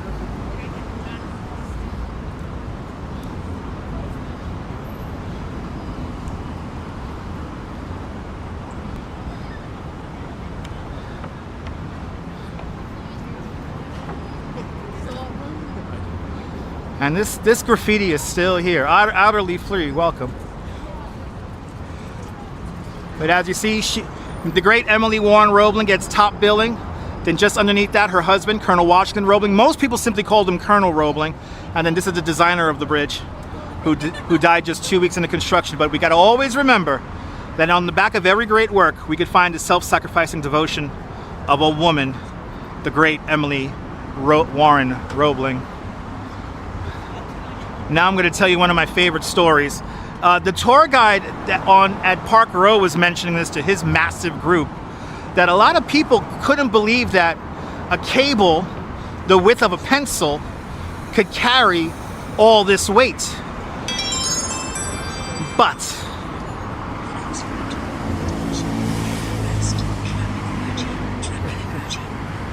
you're more than welcome, and Carol813 with a $10 super chat. Carol, thank you so much for the very generous $10 super chat. Thank you so much for joining today's $10 club. Much, much, much appreciated. With a big $10 super chat. So once the towers were completed, the exciting process began, which was the cabling. And the initial guide cable was right here. So there was a guy in 1876, in the summer of 1876, master mechanic Frank Farrington is the first to cross officially the Brooklyn Bridge. So as a stunt, he basically gets a wooden board. He gets a wooden board and a hook, and he glides across. Now mind you, this cable is so thin that people can't see the cable. But for a whole afternoon, he did this for 3 hours. He basically hoisted himself and went back and forth between the two towers, sliding on this hook and chair here. And while he did this, we estimate a crowd of around, again, probably 15,000 people on both sides of the river saw this. And the crowds cheered. They cheered. They went crazy. They couldn't believe, who is this man doing this stupendous stunt? And when he finishes his some 3-hour sojourn back and forth across the towers, he had to have the NYPD have him safely removed from the area because everybody just wanted to shake his hand and pat him on the back. It was incredible, and I would give anything to see that. But here it is. Here's his stunt right here, forever etched in copper. I love this story here. But good to see you, Nina. Nina, be careful of the Nightbot. The Nightbot's puritanical. And good to see you, Forever Blessed. Welcome on in. We're making our way now off the bridge. But again, people were very skeptical. Like, can this really hold that much weight? And the fact that you could like kind of move it around is crazy. And again, this bridge is over-engineered to a factor of 6, so, so you know, they can't. The bridge could take quite a bit of work there and can move quite a bit. That guy in the sunglasses was like right on my ass. He almost got the punch from the back like John Lord did. Anyway, let's continue on, people. We're gonna continue on into Brooklyn here.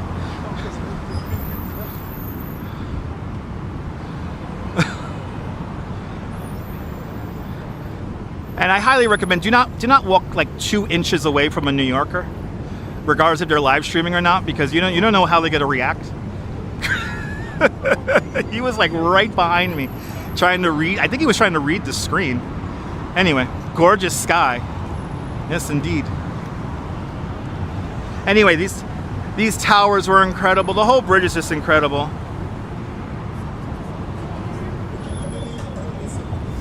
He knew that this would be the greatest engineering work of his age, and it is. It still is. But back in the 90s, nobody would come up here. I remember back in the 90s, I would ride my bike over this bridge, and there'd be nobody up here. And again, it wasn't until like 2003, 2004, people start walking over the bridge. Hey, thanks for subscribing. But, Mrs. Babbage, please, it's gonna come through. Are we gonna come through? There it is, Marisol Torres with a $5 super chat.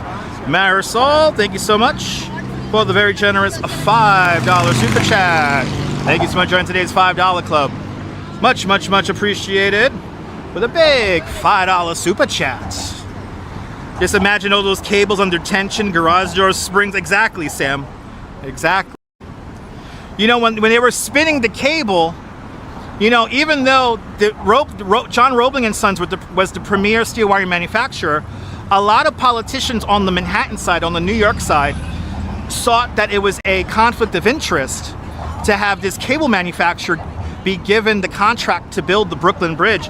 So the initial contract did not go to Roebling and Sons and went to this guy named J. Lloyd Hague in Red Hook, Brooklyn. And J. Lloyd Hague kept on resubmitting a good section of cable, while bad cable got worked into the 4 main cables. And while they were spinning one of the main cables, one of those cables, pencil thin cables, snapped. They immediately send it over to Washington Roebling. He inspects the wire and he goes, "It's as brittle as glass, the most dangerous material to use on the bridge. And the fact that it's worked into the main cables, I cannot work it out." So at the expense of J. Lloyd Hague, they add like 200 more pencil-thin cables to the 4 main cables. And it wasn't that big of a deal because instead of being overstressed to a factor of 6, it was only overstressed to a factor of 5. So technically there's bad cable in the bridge, but all the suspender cables are Roebling cable bridges. Roebling cable suspender cables. So...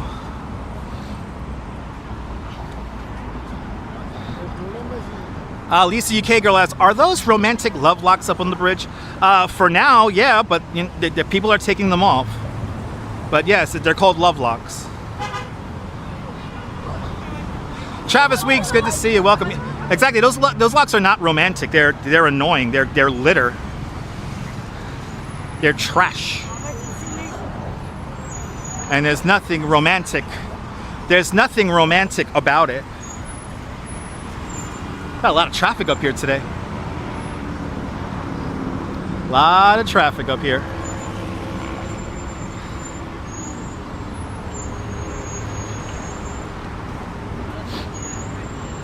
But 6 days after the bridge opens up, the bridge has its first major tragedy.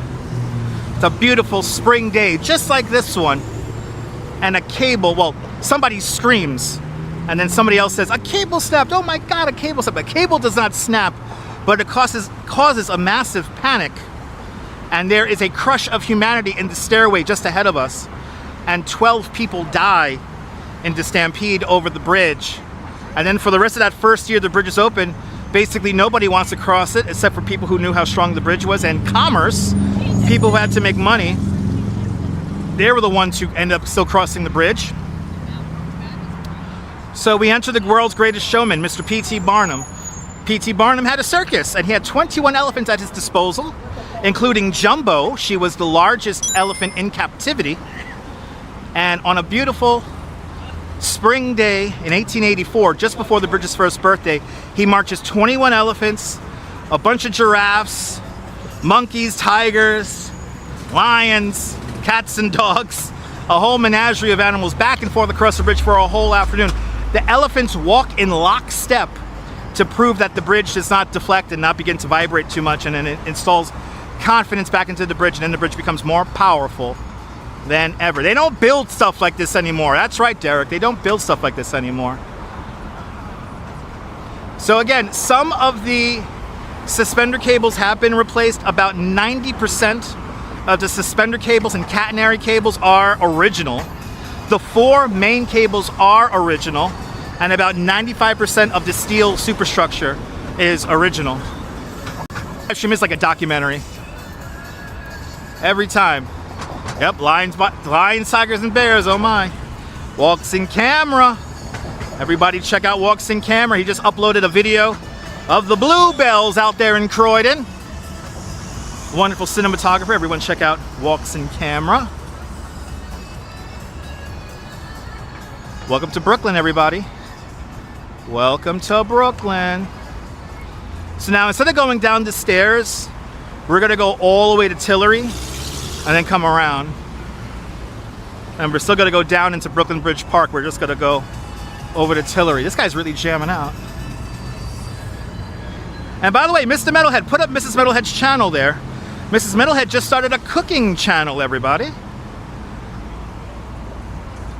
So if you want to get some cool recipes, check out Mrs. Metalhead's channel.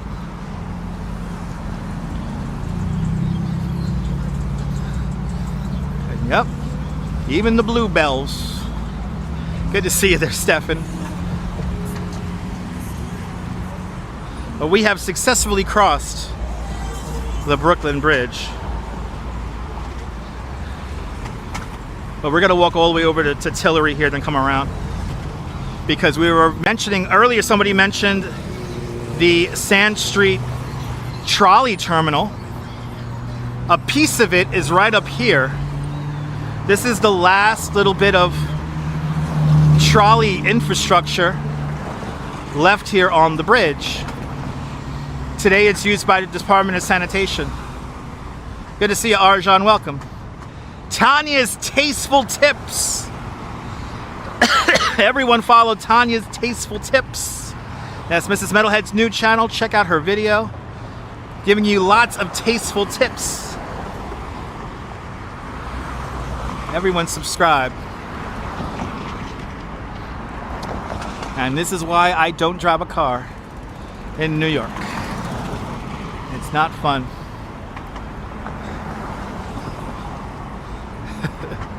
You're more than welcome, Mrs. Metalhead. More than welcome. We gotta get her channel. We gotta get her subscribers up. We gotta get everybody's subscribers up. As well as Mr. Metalhead Warrior. He reviews metal music. If you like all things that rock, follow Mr. Metalhead. Are you still working through those CDs, Mr. Metalhead? Are you still? How many more CDs do you gotta go through? Thanks for subscribing. But look, see right here, that's the last trolley shed right there. That's the last trolley shed. Hey, thanks for following. Thanks for subscribing. And then just behind the trolley shed is the Office of Emergency Management. Hey, thanks for following on Twitch.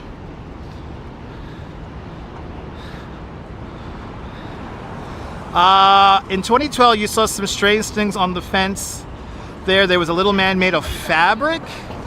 I don't know what that was. I don't remember that.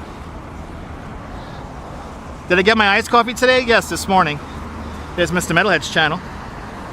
Everyone follow that. 2012, I wasn't a full-time tour guide yet.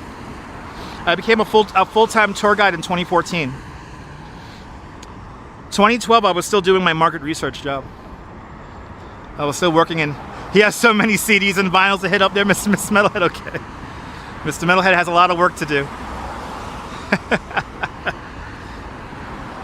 That's good. More content. More content. More content. Oh, we're gonna have tourists behaving badly. That group of tourists over there is trying to figure out how to get onto the bridge. Thanks for subbing, guys. Thanks for subbing to Mrs. Metalhead and Mr. Metalhead and Walks in Camera. Appreciate it.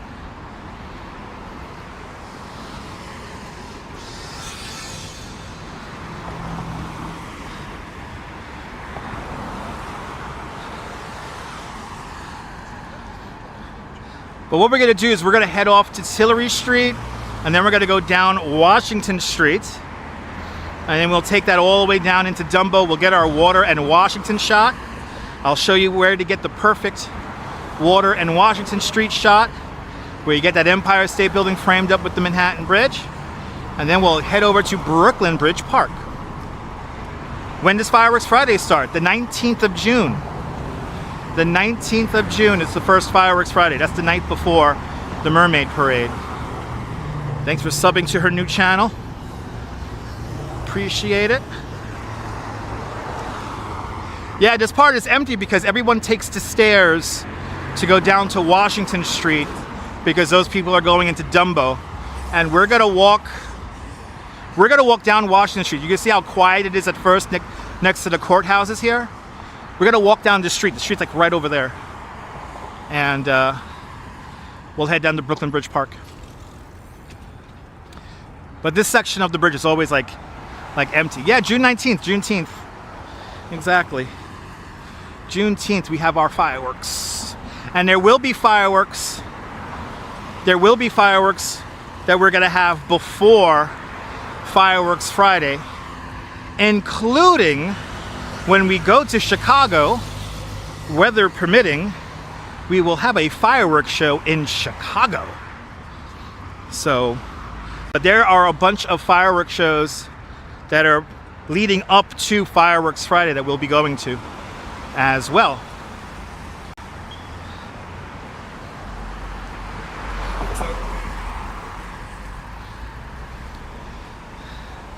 Good to see you, Billy D. Welcome on in.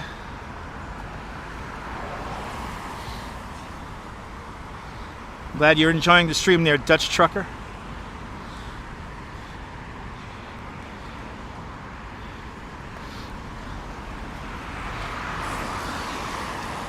We should be at 300 likes, guys. Keep on hitting that like button. Let's get that 300 likes. At 221. I'll take it. I'm very excited for the Chicago trip. Yes, I'm going to Chicago in a week. Hey, thanks for subscribing. You have opposable thumbs? Awesome. It's good to know. It's good to know. Thanks for letting us know.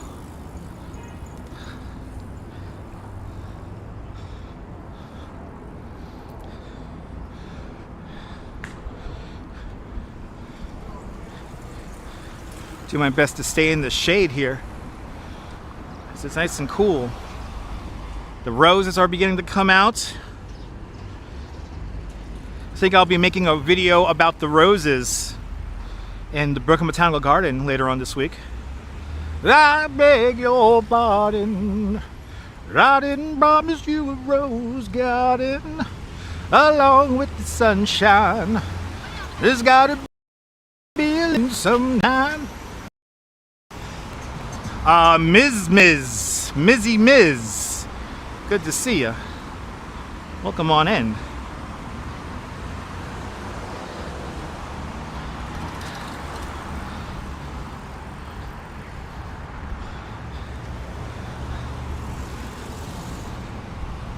Smile for a while and let's be jolly. Love could be so melancholy. Come along with the times while you can. Can you tell I love that song? It's a Tillery Street, everybody. This is Tillery Street. Thanks for following. Appreciate all the new followers. Norm, thanks for watching on Premium. And this is the federal courthouse right here. Good to see you from New Hampshire, Richard. Welcome on in.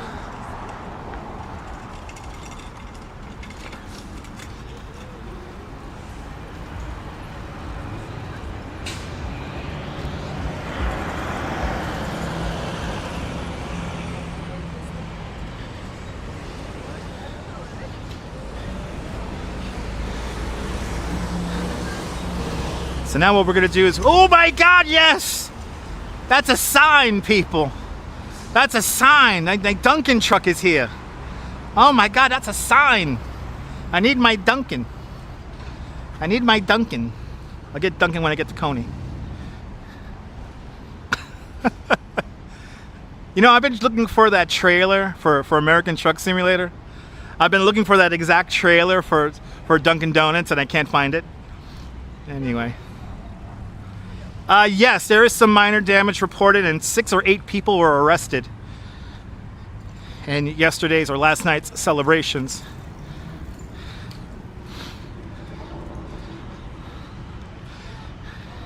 There was some minor damage, like people were like climbing signs and shit. And like I said, you can have all the fun you want, just no need to like destroy shit. Good to see you, Jenna. Yeah, quick, somebody run after, or let me run after the truck. Timmy's is better, Richard? I don't know about that. I'm a bit of a purist. I like my Dunkin', thank you very much. You expected more? I mean, Billy D, here's the deal. We've only made it to the finals. We haven't, you know, like, I think people should wait to celebrate until it's like after, you know, like we're just getting into the finals. I get it. We got the Eastern Conference now. We won the Eastern Conference. That's awesome. But like, and by the way, people, please stop talking about like ticker tape parades and all that stuff. We haven't even played one game yet.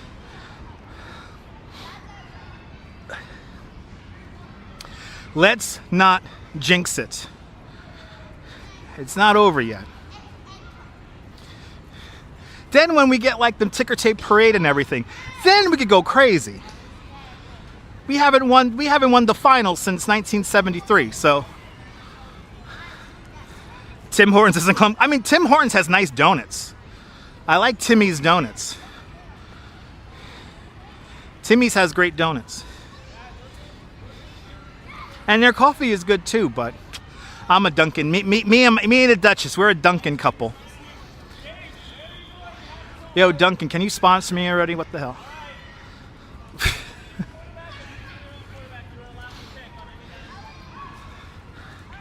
Yeah, go crazy like after we win the finals.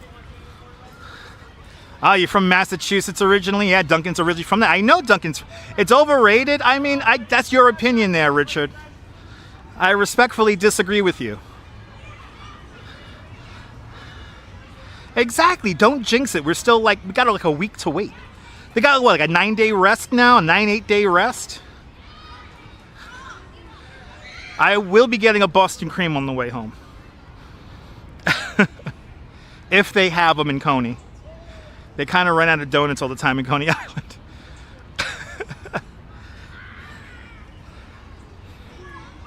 But Timmy's is good. I've had Tim Hortons. I've had their coffee. I've had their donuts. Their donuts are really good.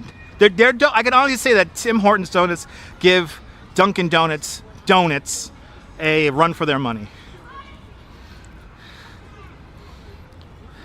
But you know, I live in New York.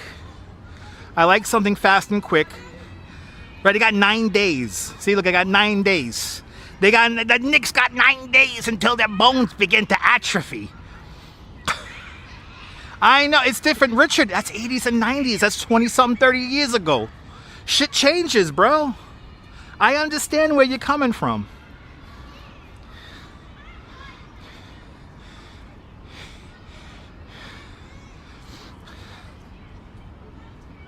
Oh yeah, you remember that, Brian? Me and the Duchess had a hideout in the Dunkin' Donuts in Coney because we had a stream. We have a stream stalker. He'll be around on Mermaid Parade. It's fine.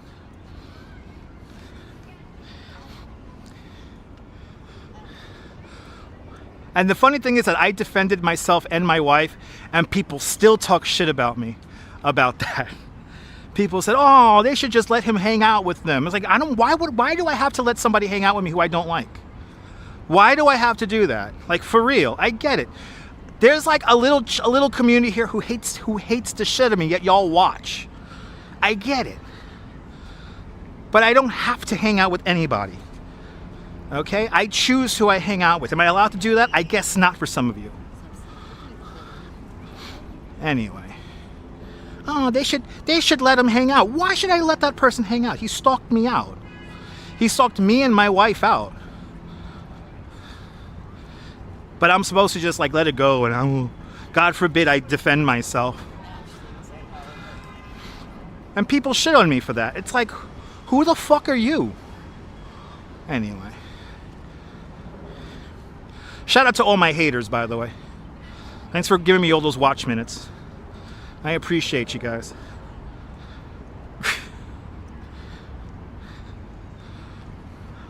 I'm not allowed to be my own person. I have to be whatever they imagine me to be. Which, I'm sorry, I will be my own person. No, not all kids make it to the romper room. No, absolutely not. No. Miss Molly would say no. That's my romper room teacher. I was a Miss Molly kind of guy. I know I can hang out with whoever I want, but like these people expect me just because they watch me on stream and been blocked with many accounts on live stream because they talk stupid in the chat, that I'm just supposed to hang out with people. I'm not. Thank you, Richard. I appreciate that. Imagine me being a giraffe. I mean, look how tall I could get. Look how tall I could get. Oh my God. I could get so tall. Ooh, let's go. All right. Have a good tour, man. Look at that. Yay. They're riding with tour guide Scott. That's literally one of the best tour guides in the city. Best bicycle tour guides in the city. Even tour guide Scott taught me something about the Haagen-Dazs, the first Haagen-Dazs ever in Brooklyn Heights. Anyway, so now we're at the bottom of the stairs. And these are the stairs where 12 people died in the stampede. It's right here. And again, these stairs have never shifted their position. They've always been right here.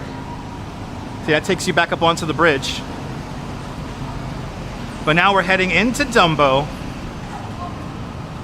And we're gonna head down to Water and Washington streets.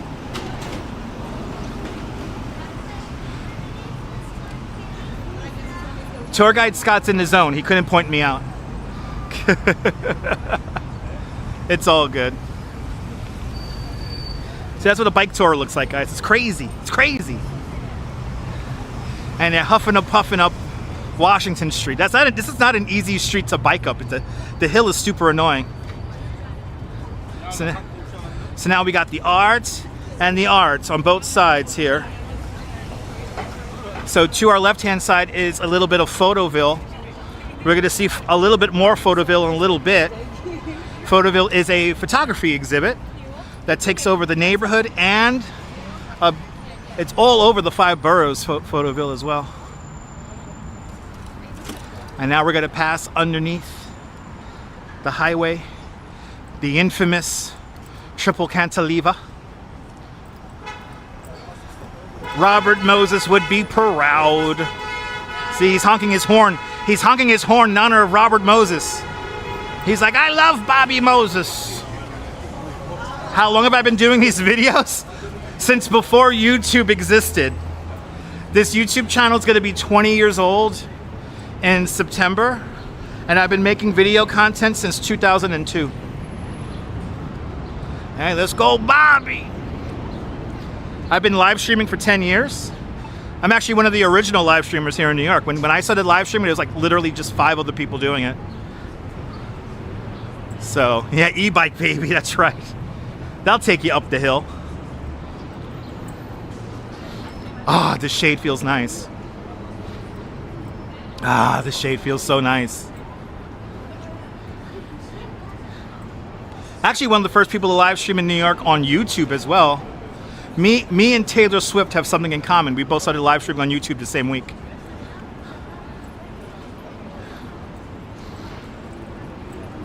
So yeah. If you're liking what you watch, make sure to subscribe. Make sure to hit the like button. Hit all the things. And also, if you're on Twitch, follow me on Twitch as well, because Twitch has better notifications than YouTube.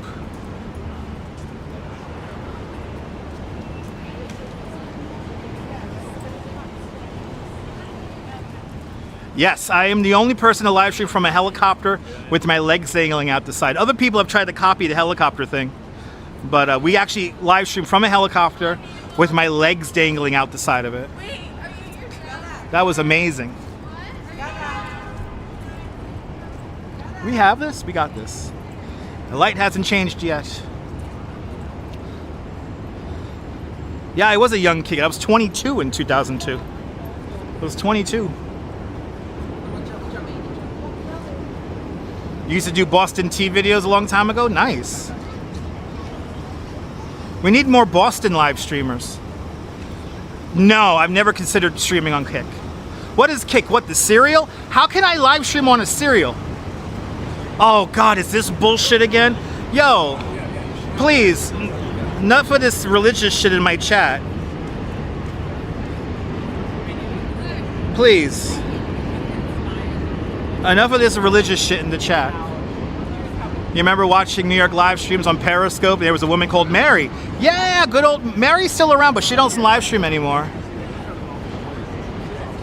Yeah, Kick pays nothing by the hour. I don't want to be in Kick. I don't want to be in their KCIP program. I'm not about Kick.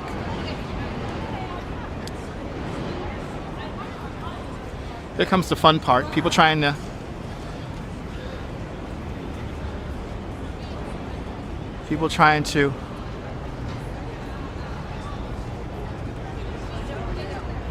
If I wasn't already doing tour guide content on YouTube, what would I be doing? I have no idea.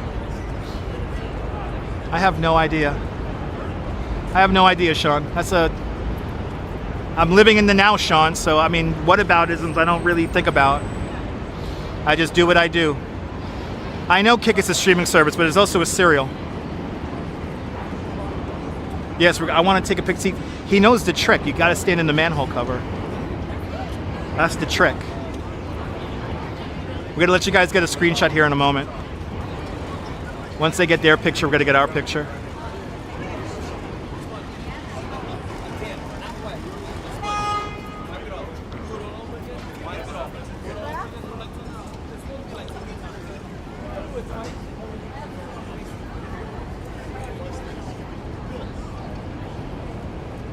That cereal does require a lot of sugar.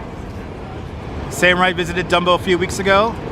Manhattan Bridge is so noisy with trains. I mean, people live underneath it because the walls are thick and they have soundproof windows.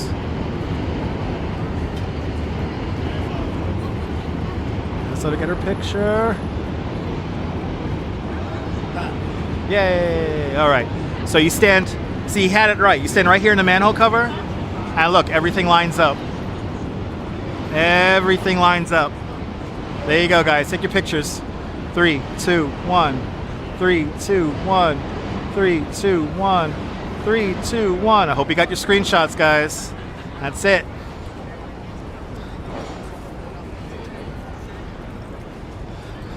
All right. It's actually a lot quieter here now than it was this morning. They've been doing work on this building here, and it's very loud.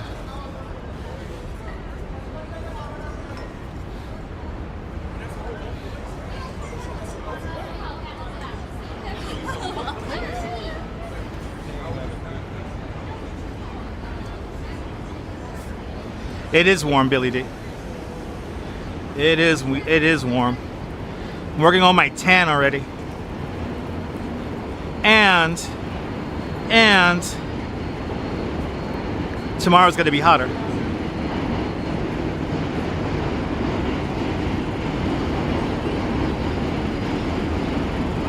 Well, yeah, no, it's great to walk the Manhattan Bridge and take pictures of the Brooklyn Bridge.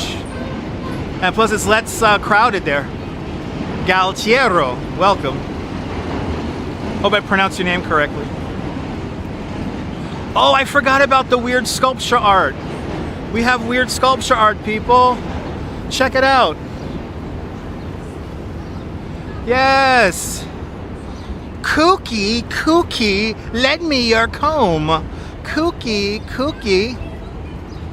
Hello, hello, hello. Hello, hello. Yep, it's art.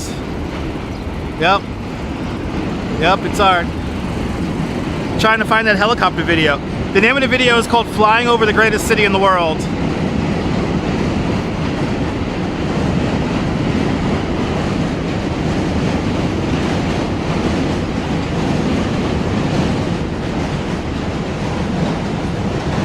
That is weird.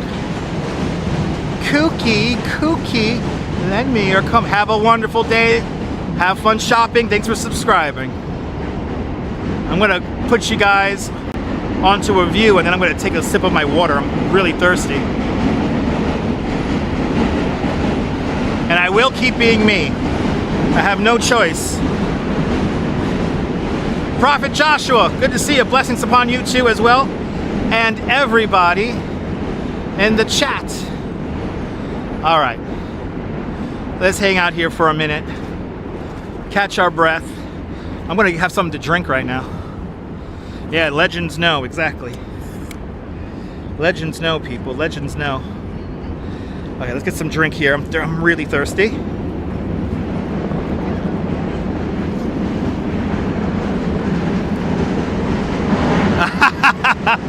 I love that song, Carol. Carol, I love that song.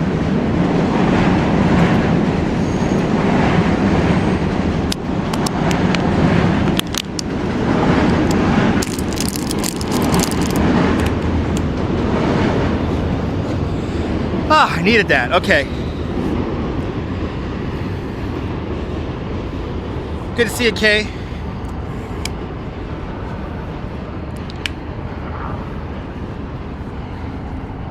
Oh, I needed that. All right, people.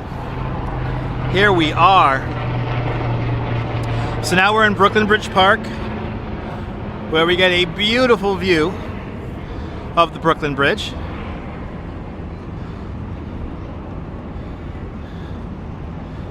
And now it's time, we're gonna head a little bit further down here and we're gonna check out Photoville. Nothing like a nice cold beverage. It's not cold anymore, but it's a beverage. Timothy, welcome.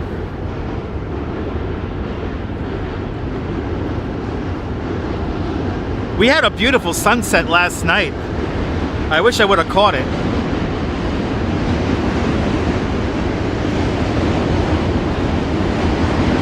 Was Cookie from 77 Sunset Strip for real? I did not know that. I did not know that.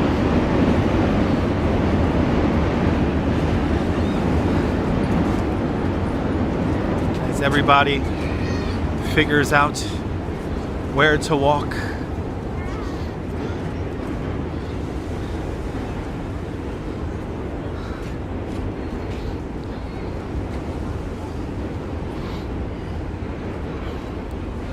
Ed Cookie Barnes, people.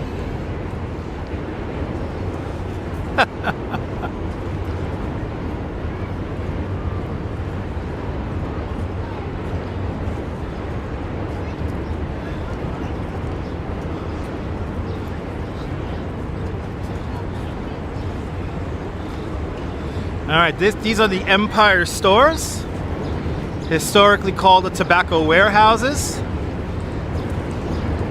These buildings date back to 1861. And then boom, there is your Brooklyn Bridge. And then down there in the foreground, you got the James Carousel. Oh, we got somebody paddleboarding out there. Look at that.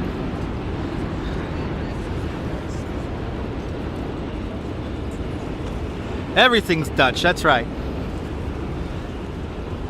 Look at this guy. Or girl. Let's see. Is it a guy or a goyle? They be paddling Debbie's Cove, looking for the treasure from Florida. Arr. Not gonna lie, looks like fun. And don't worry, the water is clean. The water is as clean as it was about 175 years ago, so it's pretty clean.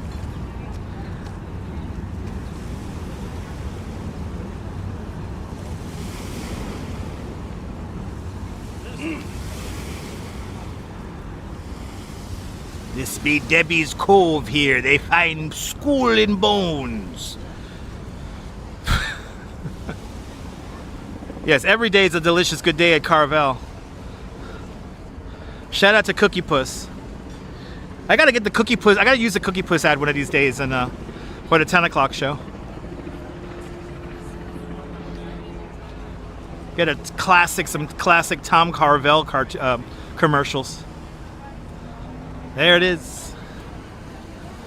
Thank you so much. Thank you so much, Mr. Metalhead.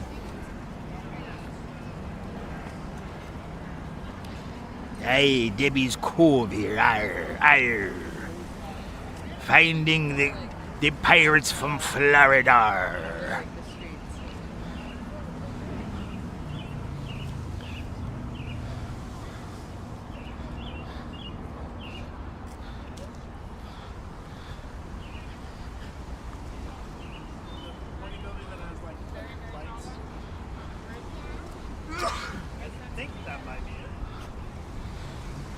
Beautiful Jane's Carousel, built by the Philadelphia Toboggan Company back in 1922 for an amusement park in Youngstown, Ohio called Eahora Park. So the song was based on Ed Cookie Barnes from Sunset Strip there. Jeez, we learned something today, people. I'm sorry, but 77 Sunset Strip is the best show to fall asleep to on lazy Sunday afternoons.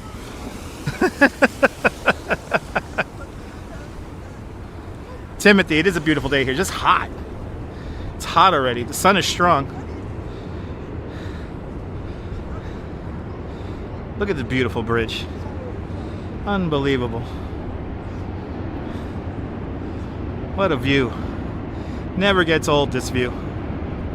Never gets old.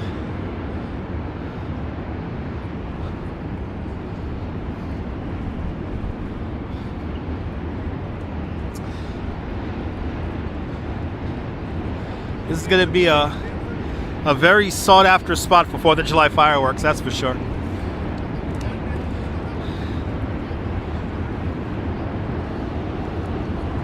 Manhattan Bridge, and then way off in the distance, the Williamsburg Bridge. This is the bridge we just walked over, the Brooklyn Bridge.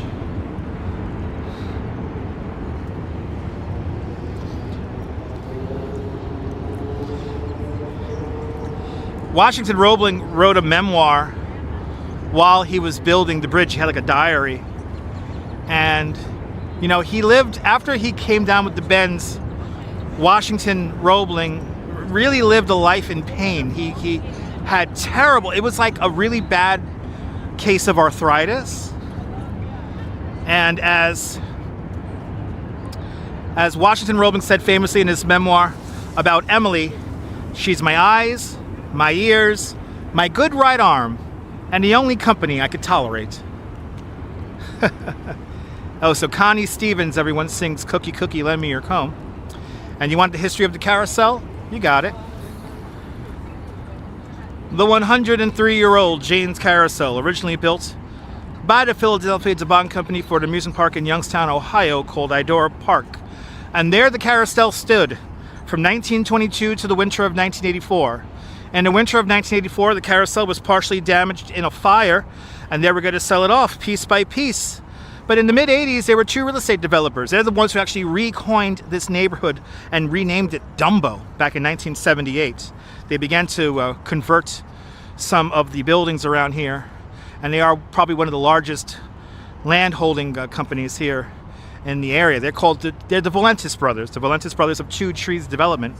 And one of the wives of the brothers, Jane Valentis, she saw that this carousel was up for auction because back in 1985, they had an idea to build a big residential development right here where we're standing, and they wanted a carousel as a part of that development. So Jane Valentes saw that this carousel was up for auction, and she wins it at auction for the bargain basement price of $273,000. She then spent 25 years with a team of just 5 people restoring this carousel to its current glory. And it was officially opened here in Brooklyn Bridge Park in the summer of 2011. It cost $2.5 million, or sorry, $2.1 million to restore the carousel. It cost $11 million to put it in the box that it's in. The box that it's in was designed by world-renowned French architect Jean Nouvel. Jean Nouvel picks plexiglass instead of regular glass, so you have the least amount of columns blocking your view of the skyline. The carousel is here for just about a year, and then, of course, in 2012, Hurricane Sandy hits. And right here where I'm standing, there would have been about 3 feet of water. There was a photographer. He wanted to take a picture of the city because a lot of people, I don't know if you remember, during Hurricane Sandy, everything south of 34th Street in Manhattan lost electricity for 6 days. So during the height of the storm, once the blackout happened, a photographer walked out onto the Manhattan Bridge, onto the footpath here, and he saw something very special. He saw that the carousel was still illuminated. If you want to see that picture, do a quick Google search and search Jane's Carousel Hurricane Sandy. There's even a New Yorker magazine article about this incredible story of the carousel still lit during the height of the hurricane. The carousel stayed lit for just about 8 hours, and then unfortunately the electrical generator directly underneath it burned out eventually. But the carousel luckily survived the hurricane with only minimal damage. Just the floorboard was a little warped. None of the horses were damaged. It's actually a very important carousel here because it's one of the few carousels in the world with its original complement of horses here. All these horses were hand carved, and the horses are actually, the carousel is actually more valuable as individual horses, so they kept it all together. But it's an amazing story that I highly recommend looking up. But good to see you, Jean. It is a beautiful day out here, and it was a miracle on the East River. Jane's Carousel.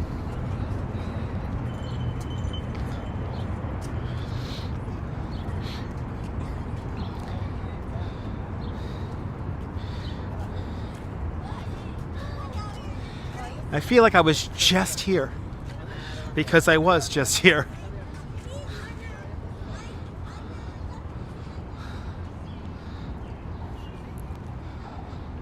Let's check out Photoville. Let's check out Photoville.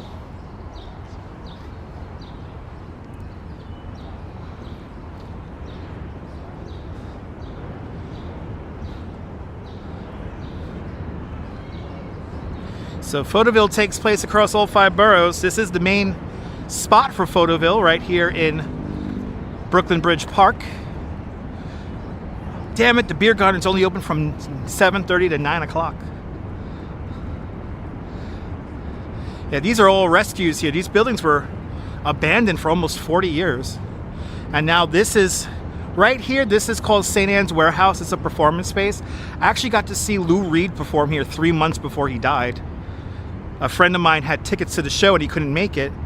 And he goes, hey, you want these tickets to go see, and I'm like, you want to go see Lou Reed? And I'm like, sure. And I had 2 tickets. I was not with the Duchess at that time. This is a long time ago. So I was a lonely old drunk, and actually gave the tickets randomly away to somebody when I got here. I just gave them away because I didn't pay for them. So I was like, yo, you want a ticket? Like somebody had a sign saying, you know, anybody could spare a ticket. And I was like, here's a ticket for free. And that guy nearly cried. I made that guy's day. I'll never forget that. But I got to see Lou Reed with like just 300 other people. It was an incredible performance. And then 3 months later, he fucking dies. It was crazy. It is beautiful here. I love Photoville. Get these great photos here. A wonderful exhibition of photography. The Alveas. while they wait an impossible choice. This is called. Isn't that photo amazing, Carol? It's crazy. Yeah, the water came right up into the plexiglass. It was pretty nuts. Excerpts from South Street and the transformation of Lower Manhattan. What? Yo, okay, I can tell you exactly where all these pictures are. This building no longer exists. This is the new building of the Fulton Fish Market, but this building no longer exists. It's not there anymore. But this is where they filmed. This is where they filmed Home Alone 2. These are all the fish market, and then that trompe l'oeil is still there. Oh wow! If I would have known this was here, I would have walked down that street.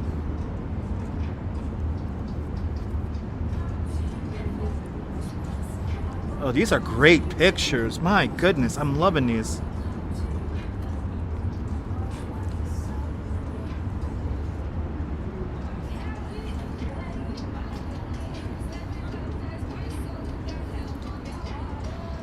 Wow.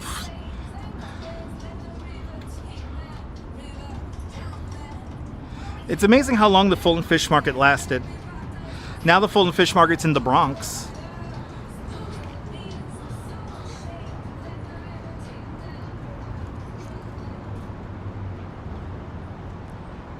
Oh, this is like Pennsylvania or something like that. This is cool. You're more than welcome, Mrs. Metalhead. Nothing Gold Can Stay. This is a documentary photography project examining how economic globalization has reshaped former industrial cities and small towns across the United States. Wow, this is cool.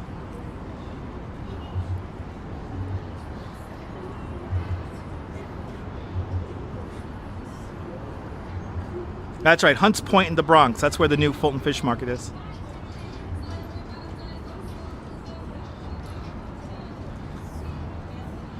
The Black Panther Cubs. I guess these are... Radical change isn't free. Isn't that the truth? Good to see you, Neil. Brooklyn Neil, welcome.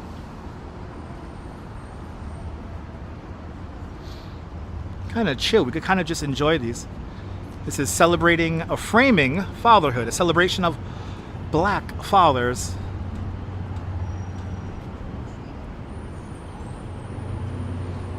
It's fun.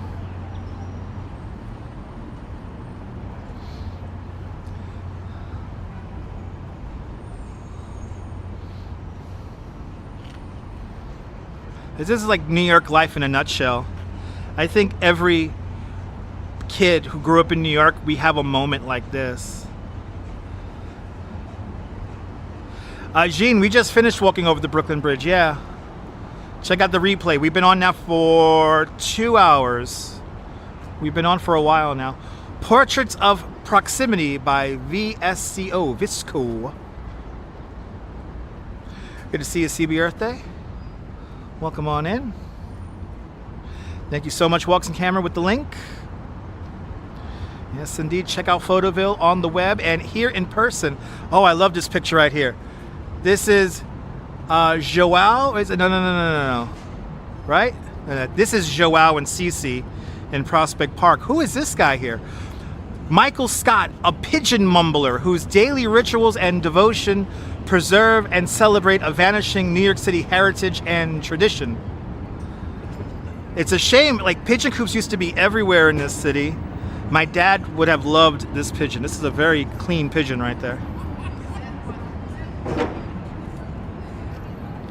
I'm convinced that if my dad still had his pigeon coop, this channel will have well over 100,000 subscribers already. I would have been a pigeon coop channel. And if I could have a pigeon coop again, believe me, I will have one. These are fun, wow. Afro weed, a visual celebration of both. These are fun, man. I love photography. It's you could tell so much a simple story here by just capturing a moment here. So Photoville is taking place across all 5 boroughs. So we are here in Brooklyn Bridge Park, but then there's another space over here in Brooklyn. A couple of spots out there in Staten Island, a bunch of spots here in Manhattan and Queens, and one spot up there in the Bronx. And again, the Walks in Camera put up the link already, so check out Photoville. Check out Photoville on the web as well. New York is the best, Carrie. I'm so lucky to live here.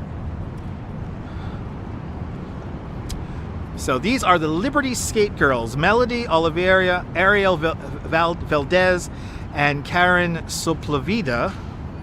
Liberty Girls is a collective of queer, native, Afro-Latina roller skaters from New York City. They aspire to uplift marginalized people through movement, creativity, and activism, so roller skating remains a force for change on and off the rink. You know, the fun part about New York is that we could still, for the most part, if we really try, it's expensive as hell, but we could really try to, you know, follow your passion. Not too many places in this country you could follow your passion here. Oh, I love this here. Third generation's owner of La Guadalupedia Bakery. This is George and Amy Rojas. And they live in Bushwick by way of Mexico and Puerto Rico.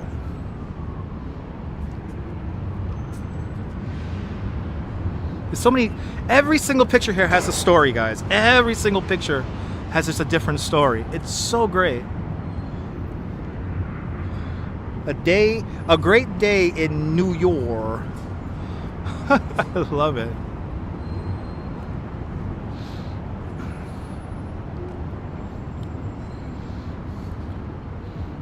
Wow.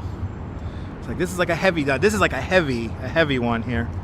The time that might otherwise be forgotten is an ongoing series with cross stitches embroidery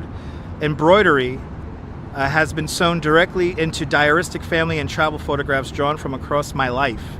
And that is the life of photographer Diane Meyer.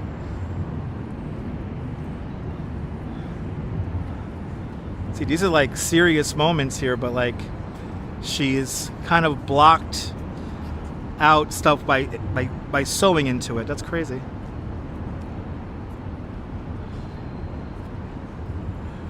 Yeah, Brooklyn Neal, I'm blessed. I'm blessed. Now, these are pretty wild. Wow, looks like a digital blur, but it's oh, this is crazy. This series is called Take a Picture. It Will Last Longer. This is by photographs by Brooke Dinotto. These are fucking great.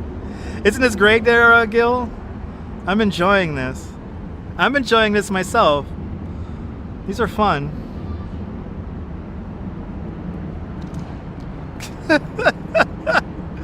This is from 2023. This is a long story.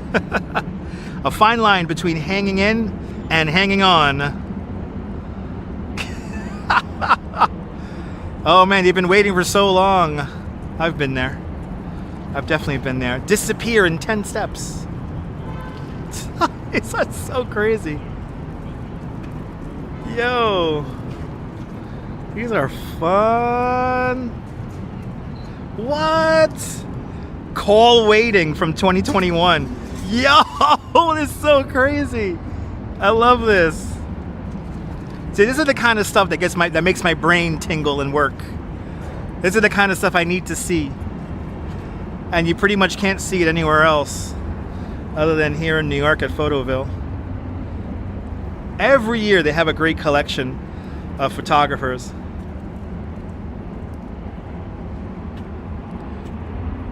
This is called Two Sides to Every Story. That's funny. Ouch, force of habit. Ouch. Back home with nowhere to go. Okay. Now here's the corporate ladder.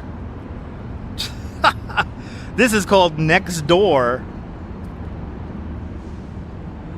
And then finally, Predicament 1 from 2018. I love this. I love Photoville. It's just so much fun. They turn all of these shipping containers into little galleries, and this is the kind of oh, this is like, oh, for real? Yo, Misty Copeland's final bow. For more than 4 decades, Henry Lure has photographed the world-famous dance from inside, backstage, and in rehearsal, and in the quiet moments of reckoning. This project centers on Misty Copeland, culminating in her final performance with the American Ballet on October 22nd, 2025. This was commissioned by New York Magazine. She's one of the greats of all time. She's one of the greatest dancers of all time. And what kind of freaks me out is like we're like the same age. When I think about Misty Copeland, I'm reminded how little I've accomplished in my own life. And me and my mom went to the ballet, and we saw her perform once. Wow. She is a very accomplished dancer. Oh, this is cool. Yeah, these photos can definitely make you hallucinate. Okay, now look at this. We have Misty Copeland taking the bow, right? Look who's in the background. The one and only Oprah Winfrey. How crazy is that? And no doubt these are all other famous people from the theater. That's crazy. Wow, these are great. That's the great Misty Copeland, everybody. Rethinking our relationship with nature. This is called Wild Hope. Photographs by Amy Vitale, bringing us around Africa here with these amazing photos.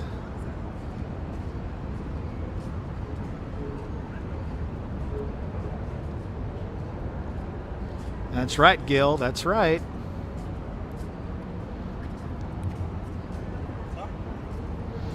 Oh no, not the pandas.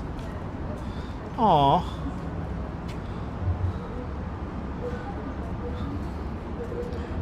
These are crazy. These are great photos. This whole exhibit is just, every year is just fantastic. Rowan in Big Yard. Look at these. Wow, look at that, like a fox in a backyard. Michaelia petting Finnegan, an orange fox who was very connected to her, with Rowan Oakley, and he, unfortunately, this guy recently passed away. Aww. Wow. Oh my goodness, look at that. This is Michaela playing with Savannah, a 1-year-old bobcat, to save a fox rescue at 2 weeks old from a bobcat fur farm. Wow. What a crazy picture. Wow.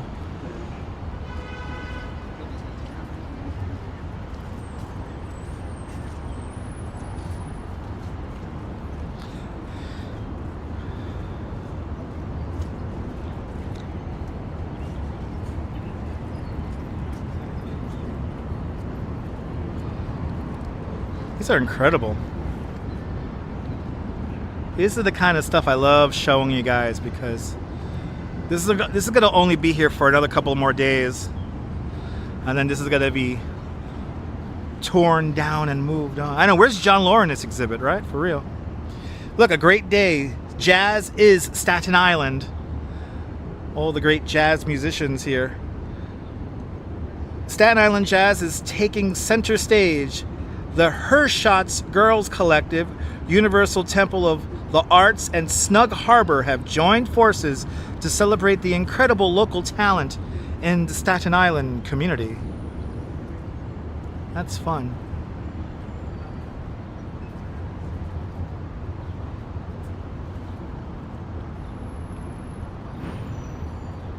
One day, me and John will be in this exhibit. Wow, this is like a comic. This is like a comic. It's telling a whole story right here. That's cool. Little Boxes, photo novel by Daria Ababo. One day, Gil. One day you'll come out here And you'll get to experience all this and more. This is like a whole comic book here.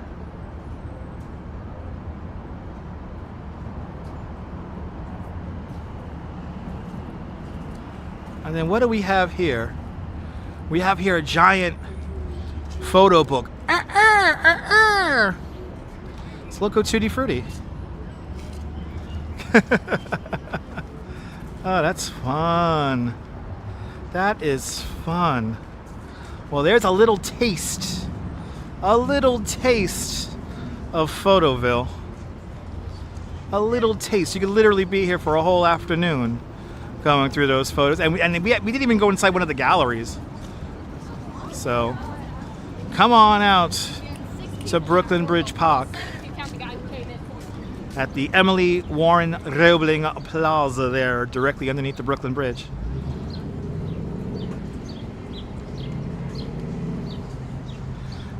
There you go, Loco. Here you go. I love it.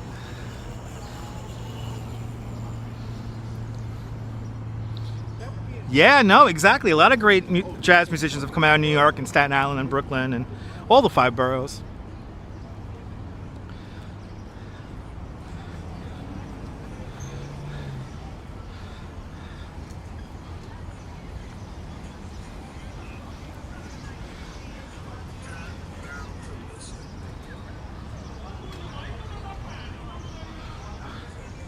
All right, ladies and gentlemen, we are at 2 hours and 25 minutes. It is what, 4:30?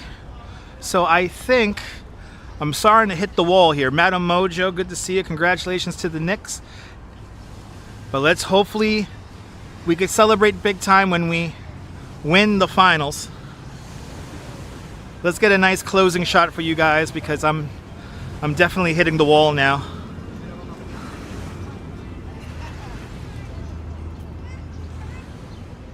I'm definitely hitting the wall right now. I'm really tired. And I'm ready to grab me a dollar water back over there and call it a day. Actually, let's come over here. Let's come over here and we'll do the big thank you. Good to see you, Reg. Well, hope everyone enjoyed our little walk today. I know I had a fun time, especially checking out Photoville. But your boy is kind of hitting the wall right now. I'm a little tired. I'm a little loopy. I need to use the bathroom. I need to drink some water.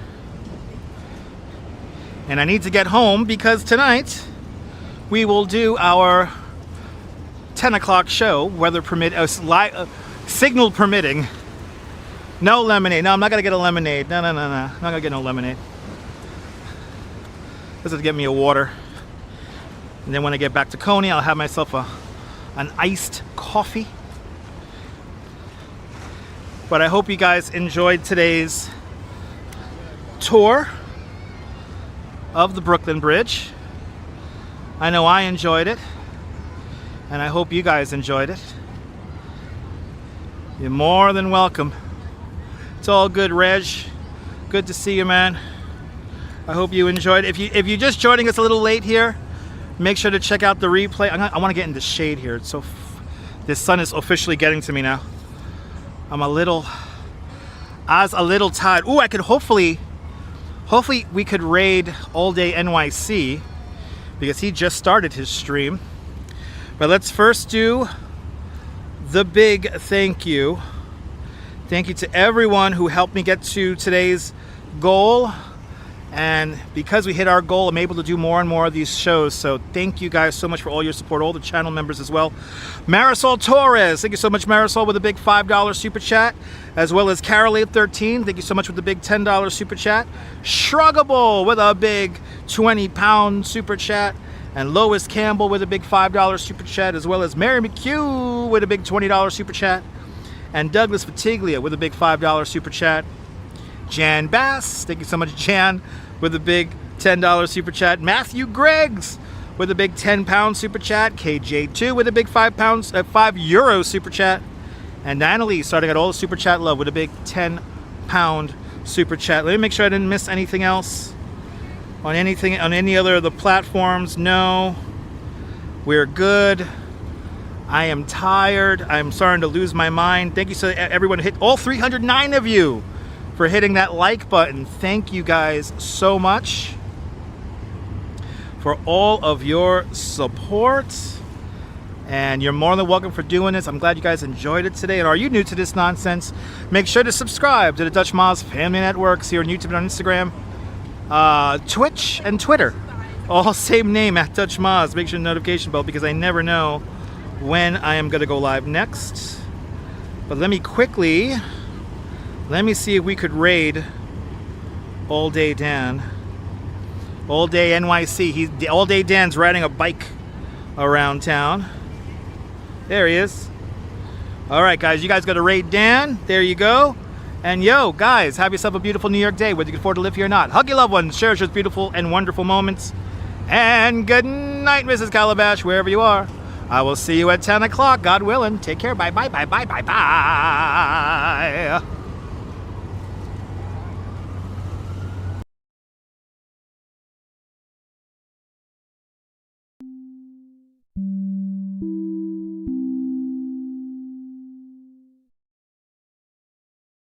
Su nombre, José Liberato. Su destino, vender barato. Desde su liberatocóptero, don José observa cada movimiento para que usted siempre lleve lo mejor. Plátanos, mamá, macana, arroz canilla, aceite mazola, habichuelas goya, gallinas enteras y muchísimos más.